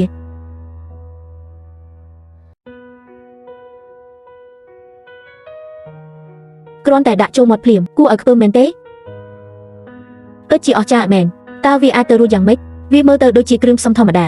ប៉ុន្តែរសជាតិវាឆ្ងាញ់ណាស់ធ្វើឲ្យអណ្ដាតរបស់អ្នកញាក់នេះគឺជាអាហារពិតម្ហូបនេះរំលឹកខ្ញុំពីផ្ទះខ្ញុំនឹកម្ដាយរបស់ខ្ញុំឥឡូវនេះសូមអបអរសាទរចំពោះមុខម្ហូបចុងក្រោយបាយឆាជាមួយស៊ុបចៀនសម្រាប់ការឈ្នះពិន្ទុដ៏ល្អឥតខ្ចោះតែមួយគត់បាន100ពិន្ទុនៅថ្ងៃនេះឥឡូវនេះតោះយើងទេដៃអបអរសាទរនិងអញ្ជើញបេក្ខជនឆ្នាំរបស់យើងឡើងមកទទួលរង្វាន់ឈុនជីយិនមើលតើអ្នកគិតថានេះជាអ្វីអ្នកបើចង់ឲ្យពួកគេនៅរស់រានមានជីវិតអ្នកគួរតែធ្វើតាមអ្វីដែលខ្ញុំនិយាយឲ្យបានត្រឹមត្រូវគឺខ្ញុំជាអ្នកធ្វើម្ហូបនេះចាំថាមិនអីទេហេហេតុអ្វីបានជាគ្មាននរណាម្នាក់មកទីនេះអ្នកណាធ្វើម្ហូបនេះឡើងមកហើយទទួលរង្វាន់របស់អ្នកហេតុអ្វីបានជាជីយិនមិនមកតើមានអ្វីកើតឡើងសូមបេក្ខជនឡើងមកលើឆាកខ្ញុំទៅហើយហេតុអ្វីបានជាអ្នកជីយិនអ្នកណាធ្វើម្ហូបនេះបងប្រុសយុនហៃជាការពិតណាស់គឺមានតែខ្ញុំពិតជាដឹងពីរសជាតិរបស់អ្នកតើអ្នកប្រកាសទេថាអ្នកមិនបានធ្វើវាយៀនប៉ាវប្រាប់ពូគូអ្នកណាពិតជាធ្វើម្ហូបនេះយៀនប៉ាវយើងពិតជាចាញ់ដូច្នេះតើយើងនៅតែធ្វើអ្វីនៅទីនេះទៀតតោះយើងទៅផ្ទះវិញបងប្រុសយុនហៃឃើញទេតើខ្ញុំបានប្រាប់អ្នកថាម៉េចចង្ការអ្នកជន់បត់មិនអាចធ្វើអ្វីដែលល្អបានទេខ្ញុំបានរៀនធ្វើម្ហូបរបស់ខ្ញុំពីលោកគ្រូវីចាប់ពីឥឡូវខ្ញុំនឹងទៅធ្វើជាចុងភៅនៅផ្ទះរបស់អ្នកយល់ព្រមទេគ្មានផ្លូវទេថយចេញបងប្រុសយុនហៃត្រឡប់មកវិញលែងខ្ញុំ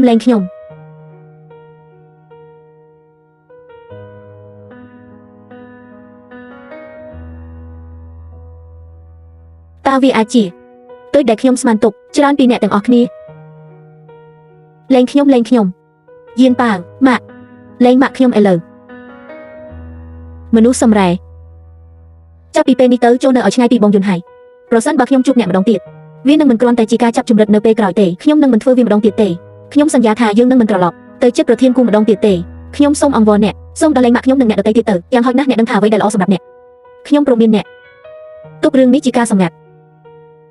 ឬអ្នកនឹងស្ដាយក្រោយតើវាជាទេយឹមប៉ែឲ្យខ្ញុំមើលលោកគូខ្ញុំសុំទោសដែលធ្វើឲ្យអ្នកខកចិត្តតែចាញ់ការប្រកួត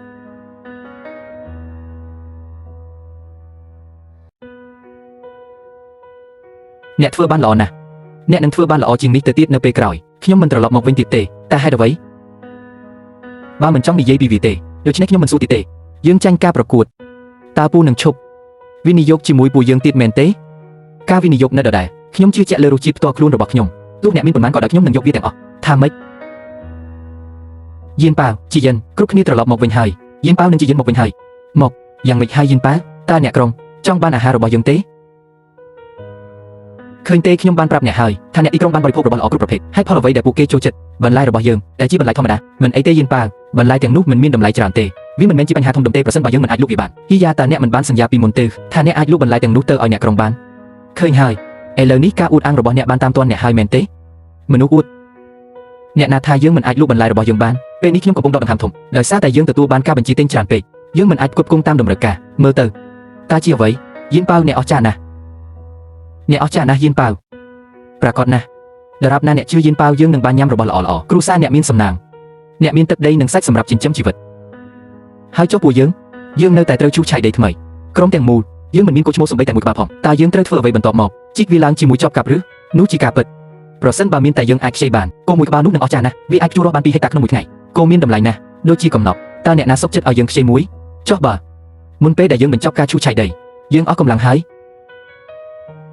កុំបារម្ភអីអ្នកទាំងអស់គ្នាយៀនប៉ាវនឹងរកឃើញមធ្យោបាយឆ្ងាញ់ណាស់ម្ហូបរបស់ជីយិនគឺល្អឥតខ្ចោះតើអ្នកចូលចិត្តវាទ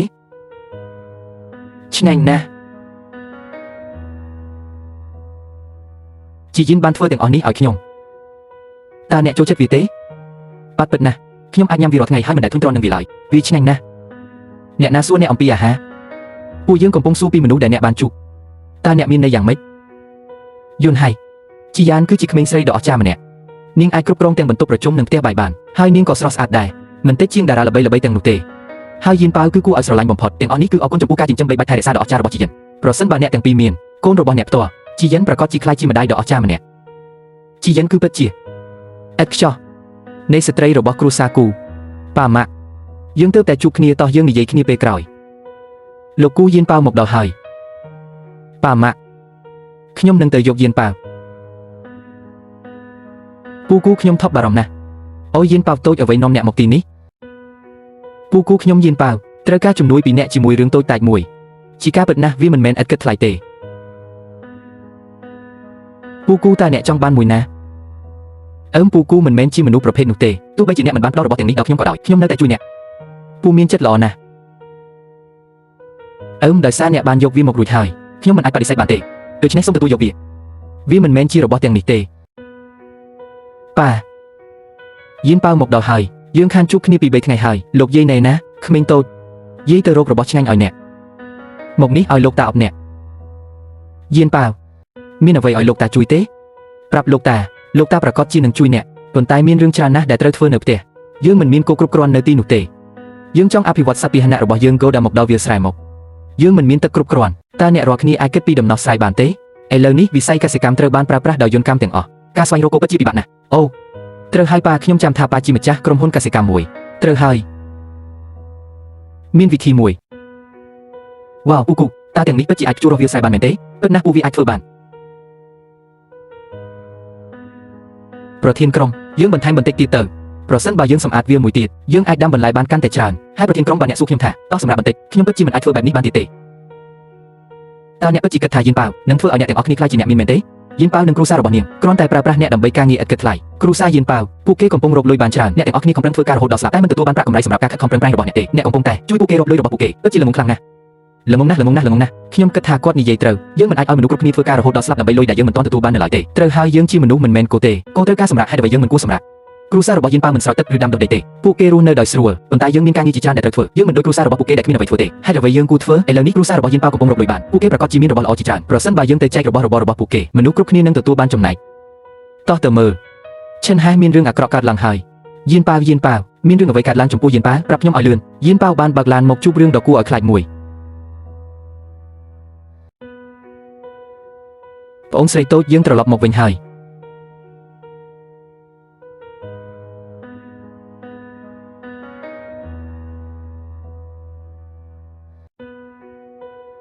បន្លែឆ្នាំនេះធំណាស់អរគុណដល់យានប៉ាវមែនហើយប្រសិនបើយានប៉ាវមិនបានយកប្រាក់តនឹងផ្លែឈើមកវិញទេតើយើងអាចប្រមូលផលបានល្អយ៉ាងនេះដោយរបៀបណាអ្វីទាំងអស់គឺអរគុណដល់យានប៉ាវតោះត្រៀមដឹកជញ្ជូនមេភូមិមកដល់ហើយម្លោះវ៉ាវមើលរបស់ទាំងនេះពិតជាច្រើនណាស់ដែលមាននៅទីនោះ30ផងមើលបន្លែរបស់ខ្ញុំស្រស់ប៉ុណ្ណាបន្លែទាំងនេះល្អណាស់យានប៉ាវប្រយ័ត្នតាមផ្លូវឆាប់ត្រឡប់មកវិញ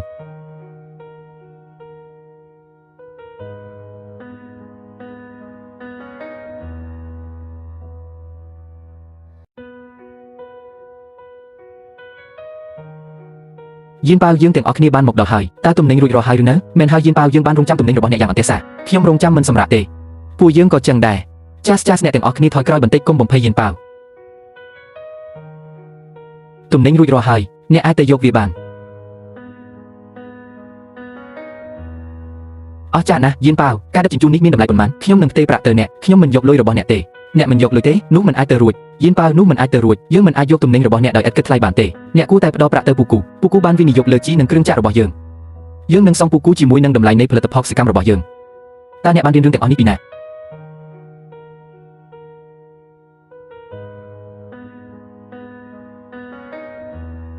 ចម្លើយគឺមកពីសៀវភៅអ្នកត្រឡប់មកវិញហើយយានប៉ាវតើបន្លែទាំងអស់ត្រូវបានលក់ហើយឬនៅតើអ្នករកលុយបានច្រើនទេជាការពិតណាស់យានប៉ាវមានសមត្ថភាពខ្លាំងណាស់អ្នកប្រកាសជាលក់វាទាំងអស់ហើយមានរឿងអ្វីយានប៉ាវបន្លែលក់មិនដាច់ទេបន្លែទាំងនោះយានប៉ាវមិនអីទេអ្នកបានព្យាយាមអស់ពីសមត្ថភាពហើយវាមិនមែនជាកំហុសរបស់យានប៉ាវទេវាប្រហែលជាដោយសារតែបន្លែរបស់ខ្ញុំមិនត្រូវបានលាងសម្អាតឲ្យបានត្រឹមត្រូវទេវាប្រហែលជាដោយសារតែបន្លែរបស់ខ្ញុំមិនល្អដូចរបស់យានប៉ាវគ្មាននរណាម្នាក់ចង់បានវាទេដូច្នេះយានប៉ាវកុំសោកសៅអីវាមិនអីទេមែនហើយមិនអីទេបន្លែទាំងអស់លក់អស់ហើយអាយ៉ានាងពិតជាធ្វើឲ្យយើងរំភើបចិត្តខ្លាំងណាស់យានប៉ាវគ្មាននឹងមកហើយហេតុអ្វីបានជាអ្នកត្រូវសម្ដែងបែបនេះជានិច្ចអ្នកបានបំភ័យលោកតារហូតចិត្តស្លាប់ហើយមើលមុខលោកតាពួកគេថែមទាំងបានសួរថាតើយើងអាចផ្ញើបន្ថែមទៀតបានដែរឬទេហាសុំទោសដែលធ្វើឲ្យគ្រប់គ្នាបារម្ភបើយើងទាំងអស់គ្នាបន្តខិតខំប្រឹងប្រែងខ្ញុំក៏នឹងទិញបន្ថែមទៀតបន្ទាប់មកយើងត្រូវតែខិតខំឲ្យអស់ពីសមត្ថភាពមែនហើយត្រឹមត្រូវហើយដែលមានជំនួយពីយានប៉ាវជីវិតយើងនឹងល្អប្រសើរឡើងមែនហើយត្រឹមត្រូវ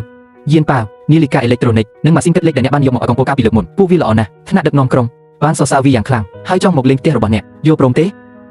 បន្លែរបស់យើងគ្រាន់តែលក់បន្លែមិនគ្រប់គ្រាន់ទេនាឡិកានេះ3យន្តក្នុងមួយគ្រឿងម៉ាស៊ីនគិតលេខ5យន្តក្នុងមួយគ្រឿងចុះបើខ្ញុំលក់វាបានច្រើនតើខ្ញុំអាចចាស់ប្រកាសណាស់គឺបាននៅទីនេះយានប៉ាវអូមេភូមិនេះជានាយកមកពីសហគមន៍ផ្គត់ផ្គង់សូមស្វាគមន៍លោកនាយកល្អនាយកនេះគឺជាយានប៉ាវទាំងអស់នេះជាគុណសម្បត្តិរបស់យានប៉ាវដើម្បីឲ្យយើងទទួលបានឧបករណ៍នោះហើយជារបៀបដែលភូមិនេះមានការប្រមូលផលច្រើនបែបនេះពួកយើងបានចេញពីក្រុមក្រីក្រខ្លាយទៅជាក្រុមមួយដែលមានដំណើរការខ្ពស់បំផុតសាមគ្គមិត្តវ័យក្មេងខ្ញុំបាននិយាយច្រើនអំពីអ្នកពិតជាផ្កាយសំណាងរបស់ភូមិជីងខ្វានមើលថាតើអ្នកសរសើរគាត់ប៉ុណ្ណាយានប៉ាវតូចគាត់ស្ទើរតែអណ្ដែតលើអាកាសដោយវិធីនេះខ្ញុំមកថ្ងៃនេះជាពិសេសដើម្បីរបស់របរទាំងពីរនេះសមិទ្ធវ័យក្មេងសូមប្រាប់តម្លៃរបស់អ្នកនៃរបស់របរទាំងពីរនេះរបស់របរទាំងពីរនេះថ្លៃបន្តិចនាឡិកាមួយមានតម្លៃ30យន់ម៉ាស៊ីនគិតលេខមានតម្លៃ40ពូតើអ្នកចង់បានប៉ុន្មានយើងមានតម្លៃបន្ថែមថ្លៃប៉ុណ្ណាថប់ណាស់យានប៉ាវអ្នកជាមនុស្សល្អលក់វាឲ្យយើងក្នុងតម្លៃថោកប៉ុន្តែកុំបារម្ភការបញ្ជាទិញរបស់យើងនឹងមិនទាបទេចុះយ៉ាងណាបើ5000ក្នុងមួយគ្រឿង5000ឬខ្ញុំរកបានប្រាក់ចំណេញ25យន់ពីនាឡិកាមួយ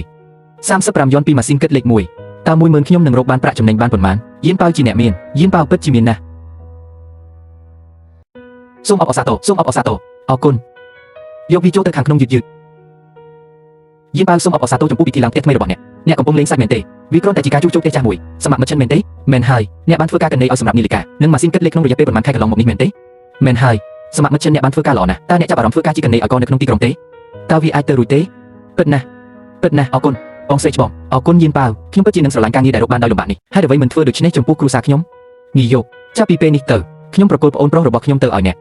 កុំបារម្ភអីសមត្ថភាពរបស់សមិទ្ធចេញគឺល្អឥតខ្ចោះខ្ញុំចង់ឃើញពីរបៀបដែលតារាតូចដ៏លោកខ្លួននេះរកលុយបាន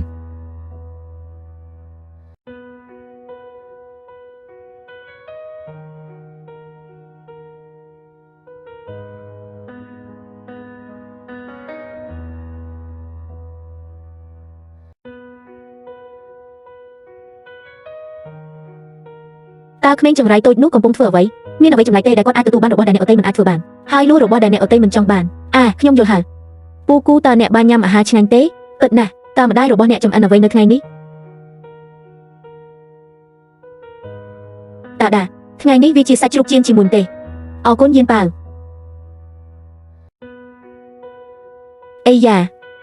ទាំងនេះសុទ្ធតែជាអំណោយត្រឡប់ទៅវិញសម្រាប់ម្ដាយរបស់អ្នកនាងនឹងមើលទៅស្រស់ស្អាតប្រសិនបើពាក់វាគូខ្ញុំពិតជានឹងប្រាប់គាត់ពីអារម្មណ៍របស់អ្នកអូព្រះជាម្ចាស់ឲ្យលុយរបស់លោកគូងាយស្រួលរកណាស់តោះទៅក្មេងចង្រៃតូចនេះលក់បន្លែហេតុអ្វីក៏ខ្ញុំមិនអាច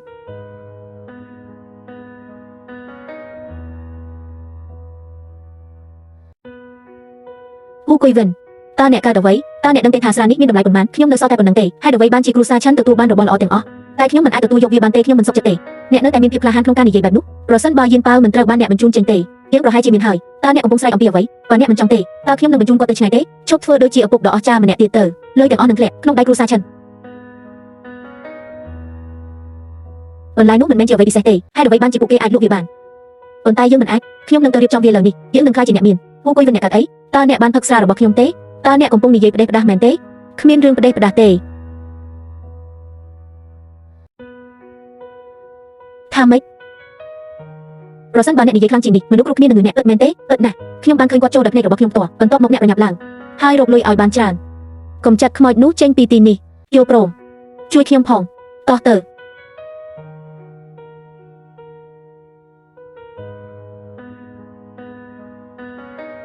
លោកឲ្យខ្ញុំនៅទីនេះដើម្បីលក់បន្លែសូមបើកផ្លូវពិតណាស់ហាមចូលក្មេងតូចនោះចូលបានហេតុអ្វីខ្ញុំចូលមិនបានខ្ញុំគ្រាន់តែជាអ្នកលក់បន្លែហេតុអ្វីបានជាអ្នកមិនអនុញ្ញាតឲ្យខ្ញុំចូលអ្នកមិនដឹងថាមានអ្វីល្អសម្រាប់អ្នកទេអ្នកគ្មានបេះដូងតើអ្នកដឹងទេថាបន្លែទាំងនេះមានតម្លៃប៉ុន្មានតើអ្នកដឹងទេថាអាហារនេះស្រស់នឹងថ្លៃប៉ុណ្ណាតើអ្នកមិនអាចញ៉ាំវាបានទេអូអាហាររបស់ខ្ញុំ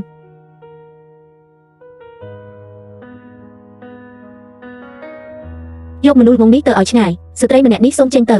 លេងខ្ញុំទៅ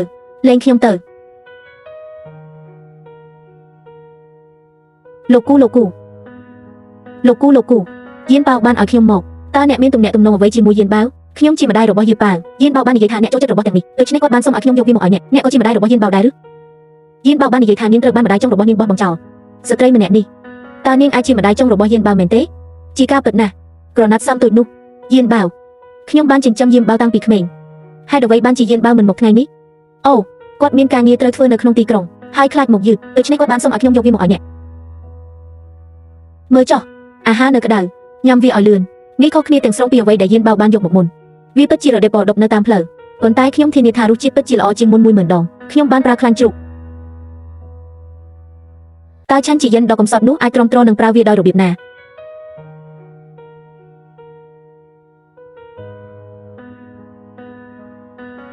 នេះមិនមែនជាម្ហូបដែលជាយិនធ្វើទេចាប់នាងទៅ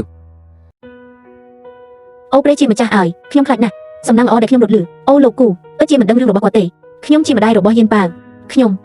អ្នកជាម្ដាយរបស់យានប៉ាវវាតាក់ទងអ្វីជាមួយអ្នកខ្ញុំមានរឿងធំមួយខ្ញុំធ្វើជំនួយតែជាមួយម្ដាយរបស់យានប៉ាវប៉ុណ្ណោះខ្ញុំជាម្ដាយរបស់យានប៉ាវខ្ញុំនឹងជំនួសអ្នកម្ដាយនឹងមិនលួចជំនួយរបស់កូននាងទេខ្មោចនោះកំពុងរារាំងផ្លូវរបស់ខ្ញុំទៅរកទ្រព្យសម្បត្តិវាហាក់ដូចជាស្ត្រីម្នាក់នេះនឹងយានប៉ាវមិនចុះសម្រុងនឹងគ្នាទេវាធ្វើឲ្យអ្វីកាន់តែងាយស្រួលស្ត្រីម្នាក់នេះស្លៀកពាក់ស្អាតណាស់នាងច្បាស់ជាមានណាស់សម្បត្តិអ្នកនៅទីនេះដើម្បីទិញគ្រឿងទេសដែរមែនទេបន្លែរបស់ខ្ញុំមិនអាក្រក់ជាងបន្លែរបស់យានប៉ាវទេសាកល្បងមើលតើអ្នកកំពុងធ្វើអ្វីសូម្បីតែឆ្កែរបស់ខ្ញុំក៏មិនស៊ីលីមកជួបប្រភេទនេះដែរនេះជាក្របថេងជាតិអ្នកជំពាក់លុយខ្ញុំអ្នកចង់ខ្លាចជាអ្នកមានដោយសាររបស់បែបនេះមែនទេអ្នកកំពុងសុបិនប៉ុន្តែប្រសិនបើអ្នកជួយខ្ញុំអាចផ្ដល់ឱកាសឲ្យអ្នកខ្លាចជាអ្នកមានអ្នកថែមទាំងអាចជន់ឈ្លីគ្រួសាររបស់យានប៉ាវឲ្យនៅក្រោមជើងរបស់អ្នកទៀតផងខ្ញុំនឹងធ្វើអ្វីគ្រប់យ៉ាងដើម្បីជន់ឈ្លីយានប៉ាវនៅក្រោមជើងរបស់ខ្ញុំមកទីនេះម៉ាក់ខ្ញុំទៅហើយ Jazz ហេយានប៉ាវហេខ្ញុំខឹងហើយតើអ្នកចង់បានអ្វីពីខ្ញុំយានប៉ាវវាជាកំហុសរបស់ខ្ញុំពីមុនខ្ញុំមិនគួរបញ្ជូនអ្នកទៅឆ្ងាយទេខ្ញុំមកទីនេះថ្ងៃនេះដើម្បីសុំទោសមិនចាំបាច់សុំទោសទេគ្រាន់តែនៅឲ្យឆ្ងាយពីយានប៉ាវចាប់ពីពេលនេះទៅយើងនឹងដឹងគុណប្រសិនបើអ្នកមិនបង្កបញ្ហាដល់គាត់នៅឲ្យឆ្ងាយពីខ្ញុំអូយានប៉ាវខ្ញុំនៅតែជាម្ដាយរបស់អ្នកវាជាកំហុសរបស់ខ្ញុំទាំងអស់ពីមុនខ្ញុំគ្រាន់តែចង់អប់អ្នកនៅថ្ងៃនេះខ្ញុំមកទីនេះជាពិសេសដើម្បីសុំទោសតើហ៊ូគុយវិនបានលេបថ្នាំខុសទេខ្ញុំមិនដឹងទេនាងពិតជាមិនបាននិយាយអ្វីល្អទេអូយានប៉ាវប្រសិនបើអ្នកមិនអត់ទោសឲ្យខ្ញុំទេខ្ញុំនឹងមិនចាក់ចេញនៅថ្ងៃនេះទេយល់ព្រមអប់ខ្ញុំទៅប៉ុន្តែចេញទៅឲ្យលឿនបន្ទាប់ពីអ្នករួចរាល់មកនេះយានប៉ាវអនុញ្ញាតឲ្យខ្ញុំអប់អ្នកយានប៉ាវអ្នកធ្ងន់បន្តិចខ្ញុំមិនអាចលើកអ្នកបានទេចុះបើយើងដាក់ពួយតូចនេះចុះហើយបន្ទាប់មកខ្ញុំអាចលើកអ្នកបានយល់ព្រមទេយល់ព្រមអូយានប៉ាវជាយានអរគុណសម្រាប់ការមើលថែយានប៉ាវជំនួសខ្ញុំជាយានខ្ញុំមានរឿងចង់ប្រាប់អ្នក តើអ្នកអាចប្រគល់យានប៉ាវមកខ្ញុំវិញបានទេជីយិនខ្ញុំសូមអង្វរអ្នកជីយិនបានហើយហឺតោះទៅបាយម៉ាក់អ្នកនាងតូចយានប៉ាវលោកគូបានចេញទៅក្រៅហើយនឹងមិនត្រឡប់មកវិញមួយរយៈសូមដាក់ប្រអប់អាហារថ្ងៃត្រង់នៅលើតុយល់ព្រម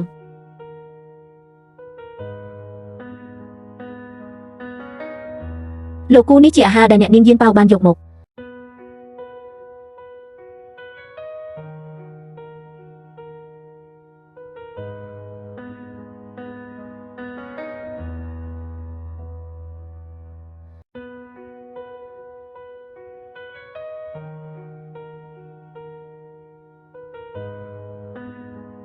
អ្នកប្រុសលោកប្រុសអ្នកប្រុសមានបញ្ហាហើយមានរឿងអ្វីកើតឡើងតើអ្នកបានឲ្យសៀវយូហូបអ្វីលោកគូញ៉ាំតែអាហារដែលអ្នកនាងយានប៉ាវបានយកមកថ្ងៃនេះវាមិនអាចទៅរួចទេយានប៉ាវដឹងថាសៀវយូមានអាឡែស៊ីនឹងអាហារនាងមិនដែលឲ្យញ៉ាំរបស់អាឡែស៊ីទាំងនេះទេប៉ុន្តែក្រៅពីអ្វីដែលអ្នកនាងតូចយានប៉ាវបានយកមកគាត់មិនទាន់ផឹកទឹកមួយដំណក់ផងលឿនឡើងហើយរថយន្តសង្គ្រោះបន្ទាន់បានសៀងមកយករបស់នេះទៅមជ្ឈមណ្ឌលសកម្មភាពដើម្បីធ្វើតេស្តជាបន្ទាន់ចាសលោកតាខ្ញុំទើបតែបេះទំពាំងបាយជូរស្រស់មួយចំនួនមានរឿងអ្វីកុំបំភ័យយានប៉ាវមានរឿងអ្វីកុំបំភ័យយានប៉ាវលោកម្ចាស់លទ្ធផលតេស្តចេញហើយថាម៉េចសំណល់ថ្នាំសម្លាប់សត្វល្អិតមួយចំនួនធំនិងសារធាតុគ្រោះថ្នាក់ជាច្រើនទៀតត្រូវបានរកឃើញនៅក្នុងអាហារយានប៉ាវតើយើងធ្លាប់ធ្វើអាក្រក់ចំពោះអ្នកទេហេតុអ្វីបានជាអ្នកធ្វើបាបគាត់លោកតាខ្ញុំមិនបានធ្វើទេខ្ញុំពិតជាមិនបានធ្វើទេតើអ្នកមិនបានយកអាហារនេះមកទេលោកតាខ្ញុំយកវាមកប៉ុន្តែខ្ញុំមិនដឹងថាមានថ្នាំសម្លាប់សត្វល្អិតទេប៉ុន្តែខ្ញុំបានរើវាដោយខ្លួនឯងនៅព្រឹកនេះវាមិនអាចពោលបានទេយានប៉ាវឯងធ្វើឲ្យខ្ញុំខកចិត្តខ្លាំងណាស់យើងចាត់ទុកយានប៉ាវដូចជាក្រុមគ្រួសារនិយាយថាយានប៉ាវខ្ញុំមិនបានធ្វើទេខ្ញុំពិតជាមិនបានធ្វើទេសូមជឿខ្ញុំទៅឆ្ងាយទៅកុំមកវិញទៀតអត់ទេសូមអង្វរកុំចឹងអីហេតុអីអ្នកមិនអូសនាងចេញទៀតចេញទៅអត់ទេពូគូសូមជឿខ្ញុំជំនួយការស៊ូហៅអ្នកស្រីមកផ្ទះឥឡូវនេះបាទលោកអ្នកត្រូវតែជឿខ្ញុំមិនបានធ្វើបាបពូគូទេ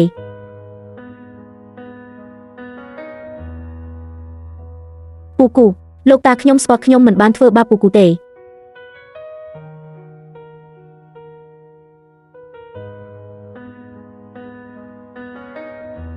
ពូគូហេតុអ្វីអ្នកមិនត្រឡប់មកវិញយានប៉ាវចាំអ្នកយូរហើយសូមឲ្យអ្នកមិនកើតអ្វីឡើយជប់យំនៅទីនេះ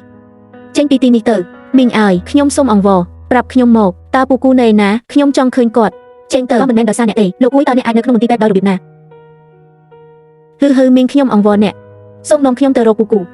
កុំគិតថាអ្នកគួរឲ្យអាណិតខ្លាំងពេកចេញទៅបើមិនចេញខ្ញុំនឹងវាយអ្នកមីងអើយខ្ញុំសូមអង្វរ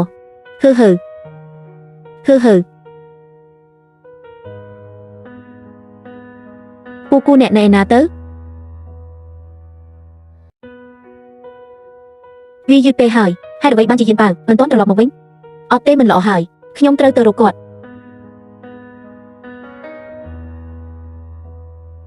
តើអ្នកកើតអ្វីម៉ាក់ខ្ញុំមិនបានធ្វើបាបពូគូទេ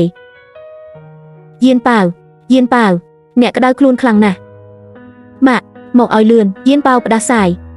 ម៉ាក់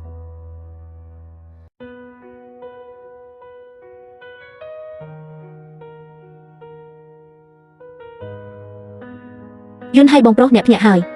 មានរឿងអ្វី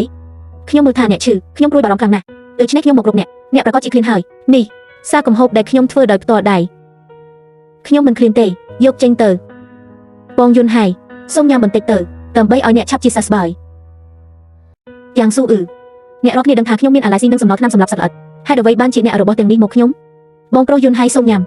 ម្ហូបទាំងនេះពិតជាមិនបង្កឲ្យមានប្រតិកម្មអាឡែស៊ីទេជឿខ្ញុំចុះបងប្រុសយន់ហើយខ្ញុំស្បត់ចំពោះមិត្តភាពរវាងគ្រួសារយើងទាំងពីរអ្នកប្រកាសជាចូលចិត្តម្ហូបទាំងនេះកូនប្រុសទីបំផុតអ្នកភ្ញាក់ហើយកូនប្រុសកុំរើអីម៉ាក់យានប៉ាវណែណាហេតុអ្វីបានជាអ្នករកគាត់បើមិនមែនដោយសារគាត់ទេតើអ្នកអាចនៅក្នុងមន្ទីរពេទ្យដោយរបៀបណាតើអ្នកដឹងទេថាអ្នកស្ទើរតែស្លាប់ខ្ញុំបានយកអាហាររបស់គាត់ឲ្យវាទៅសៀវស៊ូដើម្បីធ្វើតេស្តវាជាសំណល់ថ្នាំសម្លាប់សត្វល្អិតទាំងអស់ទេនោះមិនអាចទៅរួចទេយានប៉ាវមិនធ្វើបាបខ្ញុំទេអ្នកងឹតភ្នែកមើលមិនឃើញការកុហករបស់គាត់ពូនឹងមីងយានប៉ាវគ្រាន់តែជាក្មេងប៉ុណ្ណោះតើគាត់អាចដឹងអ្វីខ្លះអ្នកដែលធ្វើរឿងអាក្រក់គឺជាមនុស្សចាស់ពួកគេគ្រាន់តែជាក្រុមអ្នកជនបទស្រុកស្រែគ្មានសីលធម៌មិនគួរឲ្យទុកចិត្តក្នុងអាជីវកម្មតែងតែព្យាយាមបំផ្លាញរឿងអាក្រក់ថាជារឿងល្អសឿនិយាយត្រូវយន់ហើយកុំភ្ជាប់ទំនាក់ទំនងជាមួយពួកគេទៀតអីពិតមែនហើយយើងមិនចាំបាច់ទទួលខុសត្រូវលើពួកគេជារៀងរហូតមិនអីទេកុំនិយាយពីមនុស្សទាំងនោះនាំឲ្យខូចចិត្តយន់ហើយមក ទុកឲ្យខ្ញុំបញ្ចុកអ្នកតើវាយ៉ាងម៉េចដែរតើវាឆ្ងាញ់ទេរសជាតិនេះរសជាតិនេះរសជាតិនេះវាច្បាស់ណាស់ថាជាយិនដែលបានធ្វើវាហេតុអ្វីបានជាអ្នកនិយាយថាអ្នកធ្វើវាយន់ហើយ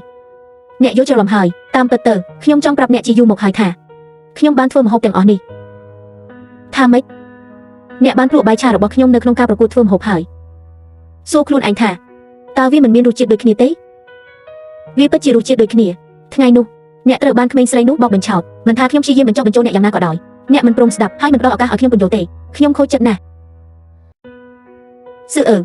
អ្នកត្រូវបានគេយល់ច្រឡំយន់ហើយកូនល្ងងសុំទោសឥឡូវនេះបើឯងហ៊ានបោកប្រាស់ខ្ញុំមិនអត់ទោសឲ្យឯងទេបងយន់ហើយតើខ្ញុំអាចកុហកបងដោយរបៀបណាយន់ហើយឯងជាអ្នកដែលបានវិនិច្ឆ័យមនុស្សខុសហើយថែមទាំងសង្ស័យទៀតផងវាហាក់ដូចជាគឺជាមនុស្សដែលស័ក្តិសមបំផុតដើម្បីធ្វើជាប្រពន្ធរបស់ឯងអ្នកគឺស័ក្តិសមជាមួយនឹងពិតមែនពិតឬវាជាការពិតណាស់បងយន់ហើយម្ដាយនិងកូនស្រីនោះពិតជាមិនមែនជាមនុស្សល្អទេខ្ញុំសង្ឃឹមថាបងនឹងមិនត្រូវបានបោកបញ្ឆោតដោយពួកគេទៀតទេយន់ហើយកុំតាក់ទងជាមួយយានប៉ាវនិងអ្នកអតីតទៀតចូលបង្កើតវាឡើងសម្រាប់ហើយកុំឲ្យនាងរងទុក្ខវេទនាទៀតទេពូគូមិនអីទេតារាប់ណាបងយន់ហើយជឿខ្ញុំនឹងពេញចិត្តយន់ហើយតើអ្នកឮទេបាទខ្ញុំដឹងហើយពូខ្ញុំមិនបានធ្វើបាបអ្នកទេកុំស្អប់ខ្ញុំយានប៉ាវឯងភ្ញាក់ហើយអរគុណព្រះជាម្ចាស់ទីបំផុតគ្រុនក្តៅរបស់អ្នកបានថយកម្ដៅហើយមកនៅធ្នំធ្នមយានប៉ាវមានរឿងអ្វីកើតឡើងឯងរត់ត្រឡប់មកវិញទាំងភ្លៀងនៅខាងក្រៅមែនហើយអ្នកបាននិយាយថាអ្នកមិនបានធ្វើបាបពូគូទេមានរឿងអ្វីកើតឡើងពូគូបានពុលអាហារដោយសារអាហារប្រអប់នោះលោកតាលោកយាយខឹងខ្លាំងណាស់លោកយាយនិយាយថាគាត់នឹងមិនអោយខ្ញុំទៅផ្ទះគាត់ទៀតទេយានប៉ាវកុំខ្លាចអីម៉ាក់នៅទីនេះហើយតើអាហារនេះអាចពុលដោយរបៀបណានេះច្បាស់ជាការចាប់ប្រកាន់មិនពិតអូតើនេះមានន័យថាយានប៉ាវនិងលោកគង់ឈប់សហការគ្នាមែនទេម៉ោងប៉ុន្មានហើយយានប៉ាវគឺបែបនេះហើយអ្នកគ្រាន់តែគិតអំពីកិច្ចសហការប៉ុណ្ណោះម៉ាក់ពូគូនឹងមិនអីមែនទេម៉ាក់ក៏សង្ឃឹមថាពូគូនឹងមិនអីដែរទេខ្ញុំត្រូវទៅរកពូគូ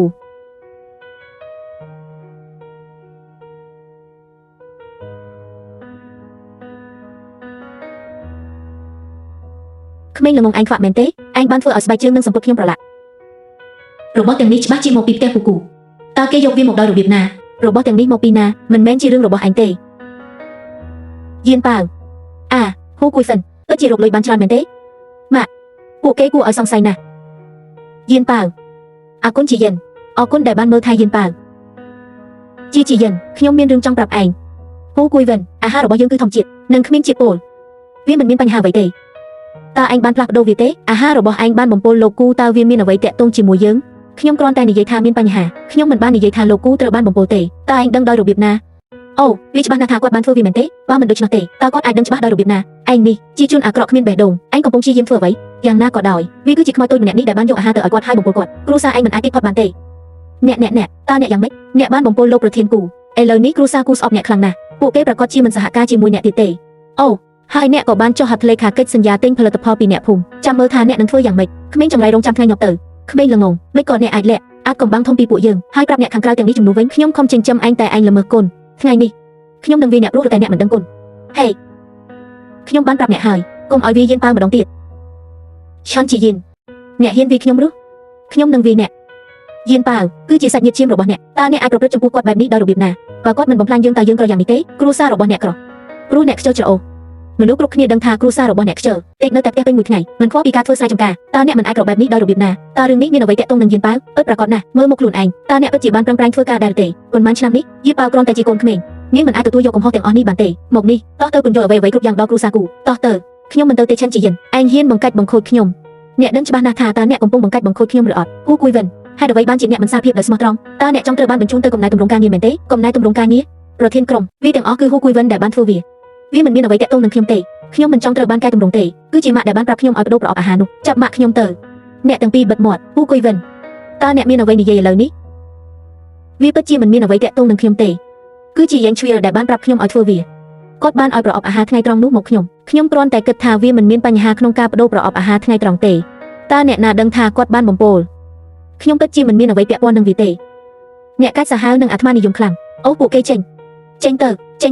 ញទៅ សូមលើកលែងទោសឲ្យពួកយើងផងយើងមិនហ៊ានធ្វើវាម្ដងទៀតទេអ្នកដឹងខុសពេលនេះវាយឺតពេលហើយយកពួកគេទៅឆ្ងាយទៅហេប្រធានក្រុមខ្ញុំមិនមានអ្វីពាក់ព័ន្ធជាមួយវាទេប្រធានក្រុមយៀនប៉ាវម៉ាក់នឹងនាំអ្នកទៅផ្ទះលោកគូពន្យល់អ្វីគ្រប់យ៉ាងម៉ាក់នឹងធានាជំនួសអ្នកតើពូគូពិតជាយើងមែនទេម៉ាក់នឹងមិនឲ្យអ្នករងទុក្ខឡើយម៉ាក់នឹងនាំអ្នកទៅទីនោះនៅថ្ងៃស្អែកតោះយើងចូលផ្ទះសិនមានអ្នកណានៅផ្ទះទេសូមបើកទ្វារផងបានទេអាហេតុអ្វីអ្នកហ៊ានមកទៀតប្រញាប់ចេញពីទីនេះទៅថ្ងៃនេះខ្ញុំត្រូវជួបលោកគូខ្ញុំមានរឿងសំខាន់មួយចង់ប្រាប់គាត់វ៉ាងម៉ាអ្នកណាមកគឺជាអ្នកពិតជាហ៊ានត្រឡប់មកទៀតលោកគូខ្ញុំមកទីនេះថ្ងៃនេះដើម្បីបញ្ជាក់ភាពស្អាតស្អំឲ្យយៀនប៉ាវយន្តហើយទៅតែបានពលបន្ទាប់ពីបញ្ហាដែលគ្រួសាររបស់អ្នកផ្ញើមកតើអ្នកចង់និយាយលៀងខ្លួនអ្វីទៀតមាននរណាម្នាក់ចិត្តណាទម្លាក់កំហុសដាក់យៀនប៉ាវត្រូវបានទម្លាក់កំហុសតើអ្នកមានភស្តុតាងអ្វីខ្លះខ្ញុំអាចបញ្ជាក់ថាយើងមិនបានធ្វើអាហារដែលមានជាតិពុលនោះទេលោកគូសូមជាយើងហើយផ្ដល់ឱកាសឲ្យយើងម្ដងទៀតលោកតាយកព្រមបើដូច្នោះខ្ញុំនឹងផ្ដល់ឱកាសឲ្យអ្នកម្ដងទៀតប្រសិនបើអ្នកមិនអាចបញ្ជាក់ខ្លួនឯងបានទេកិច្ចសហប្រតិបត្តិការរបស់អ្នកជាមួយក្រុមហ៊ុនគូទាំងអស់នឹងត្រូវលុបចោលហើយកុំបង្ហាញខ្លួននៅចំពោះមុខយន្តហើយម្ដងទៀតយកព្រមខ្ញុំសន្យា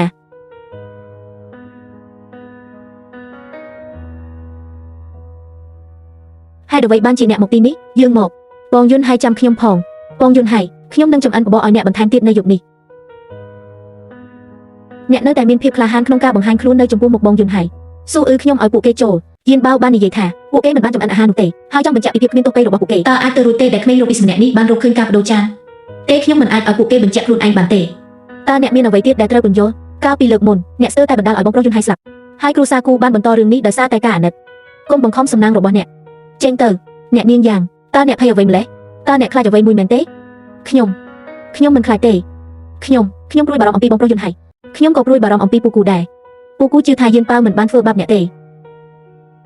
េប្រាប់ខ្ញុំមកតើមានអ្វីកើតឡើងពិតប្រាកដនោះជាសំណួរសម្រាប់អ្នកនាងយ៉ាងអ្នកនាងឈិនសូមគិតឲ្យបានហ្មត់ចត់មុនពេលអ្នកនិយាយស្រីអាក្រក់ឲ្យកុំព្យាយាមគំរាមកំហែងម្ដាយរបស់ខ្ញុំក្មេងស្រីតូចកុំនិយាយផ្ដេសផ្ដាសតើខ្ញុំគំរាមកំហែងម្ដាយរបស់អ្នកនៅពេលណាក្នុងអំឡុងពេលនៃការប្រកួតធ្វើម្ហូបអ្នកបានចាប់ជំរិតយាយនឹងអ្នកអតីបង្ខំម៉ាក់ឲ្យប្រកួតពានរង្វាន់បាយឆាពងជៀនទៅអ្នកកំពុងកុហកខ្ញុំគឺជាអ្នកដែលបានធ្វើបាយឆានោះយ៉ាងស៊ូក្រែងថាអ្នកគឺឆាបាយនោះមានរឿងអ្វីកើតឡើងពិតប្រាកដប្រាប់ខ្ញុំមកពូគូខ្ញុំបានលាក់វាពីពូរហូតមកដោយសារគាត់បានគំរាមយើងដូច្នេះយើងខ្លាចមិនហ៊ានប្រាប់ពូមើលនេះឯង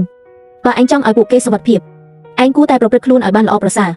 ប្រាប់គេថាខ្ញុំបានធ្វើម្ហូបនេះចាំទេដូច្នេះវាជារបៀបដែលវាកើតឡើងវាជាកំហុសរបស់ខ្ញុំដែលមិនបានការពារអ្នកបងយុនហើយត្រូវតែជឿខ្ញុំ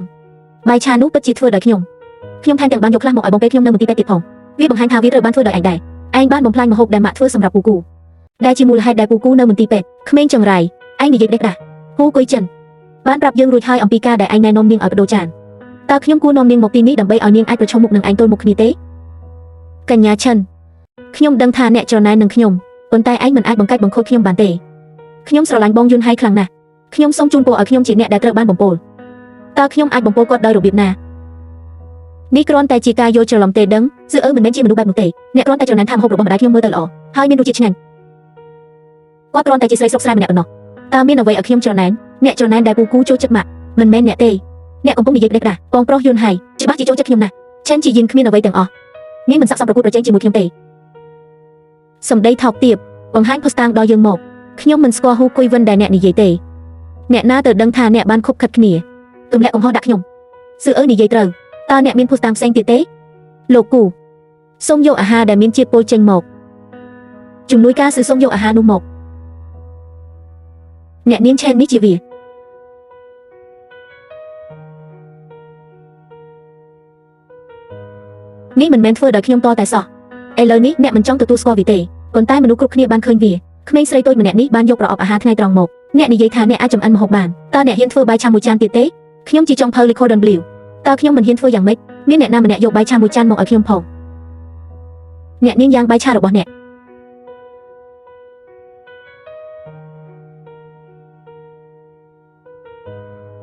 ហើយកូនប្រុសយកវាចេញឲ្យលឿនបងយុនហើយតើយ៉ាងម៉េចហើយអ្នកបានប្រើគ្រឿងផ្សំដែលមានសំណល់ថ្នាំសម្រាប់សត្វល្អិតធ្វើអាហារឲ្យខ្ញុំតើកំពុងព្យាយាមសម្រាប់ខ្ញុំមែនទេស៊ូតើមានអ្វីកំពុងកើតឡើងពិតប្រាកដបងយុនហើយខ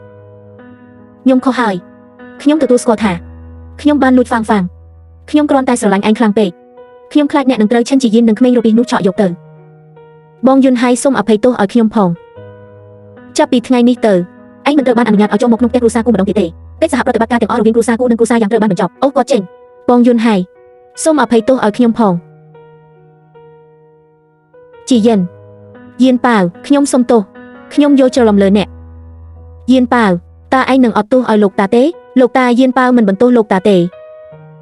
Pù cú ta nẹ mình ấy tế. Yên bảo bà rong pi nẹ khlang nè. Nhom sốc sạp ba chỉ tệ. Ba mình men đời xa nhom tệ. Nẹ nâng mình trở ban kết phơ bạp tệ. Yên bảo, ta nẹ nơi tại miền chẳng kẻ xa ca chỉ mùi pù cú như tệ à nà có tế. Cách xã hợp ra tự bát ca cư ai lơ ca chưa tục chất kia từ vinh từ 1 2 sòng bay tại ca chưa tục chất chỉ mù lật than bồng phật nút cỏ bát bồng đè anh chẳng click vi tử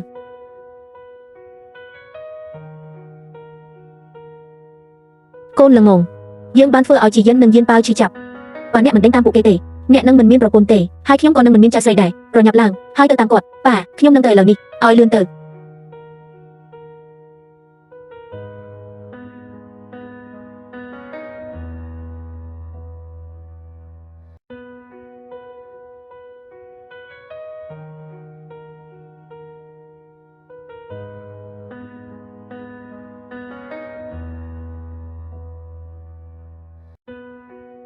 lục cú dương ban rục khơi plơរបស់ Hiên bao nâng nẹ xây trần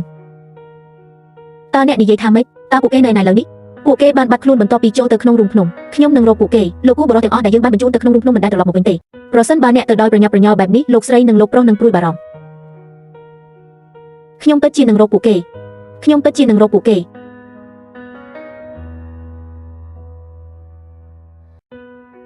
Yun hai nẹ mình ai chụp bàn tề nẹ chỉ có pro tay mình nẹ có được bọc nhom rồi sân ba nẹ mình trở lọt một vấn đềត្រកូលគ្រួសារគូរបស់យើងនឹងបញ្ចប់យ៉ាងពិតប្រាកដនៅក្នុងរូងភ្នំនេះមានពន្លឺចម្លែកអ្នកមិនគួរចូលទៅទេខ្ញុំត្រូវតែទៅរកនាងមិនថាមានរឿងអ្វីក៏ដោយ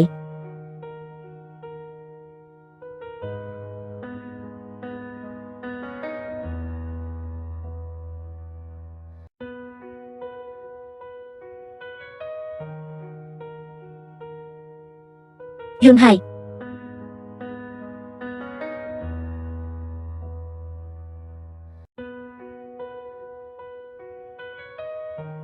អ្នកណា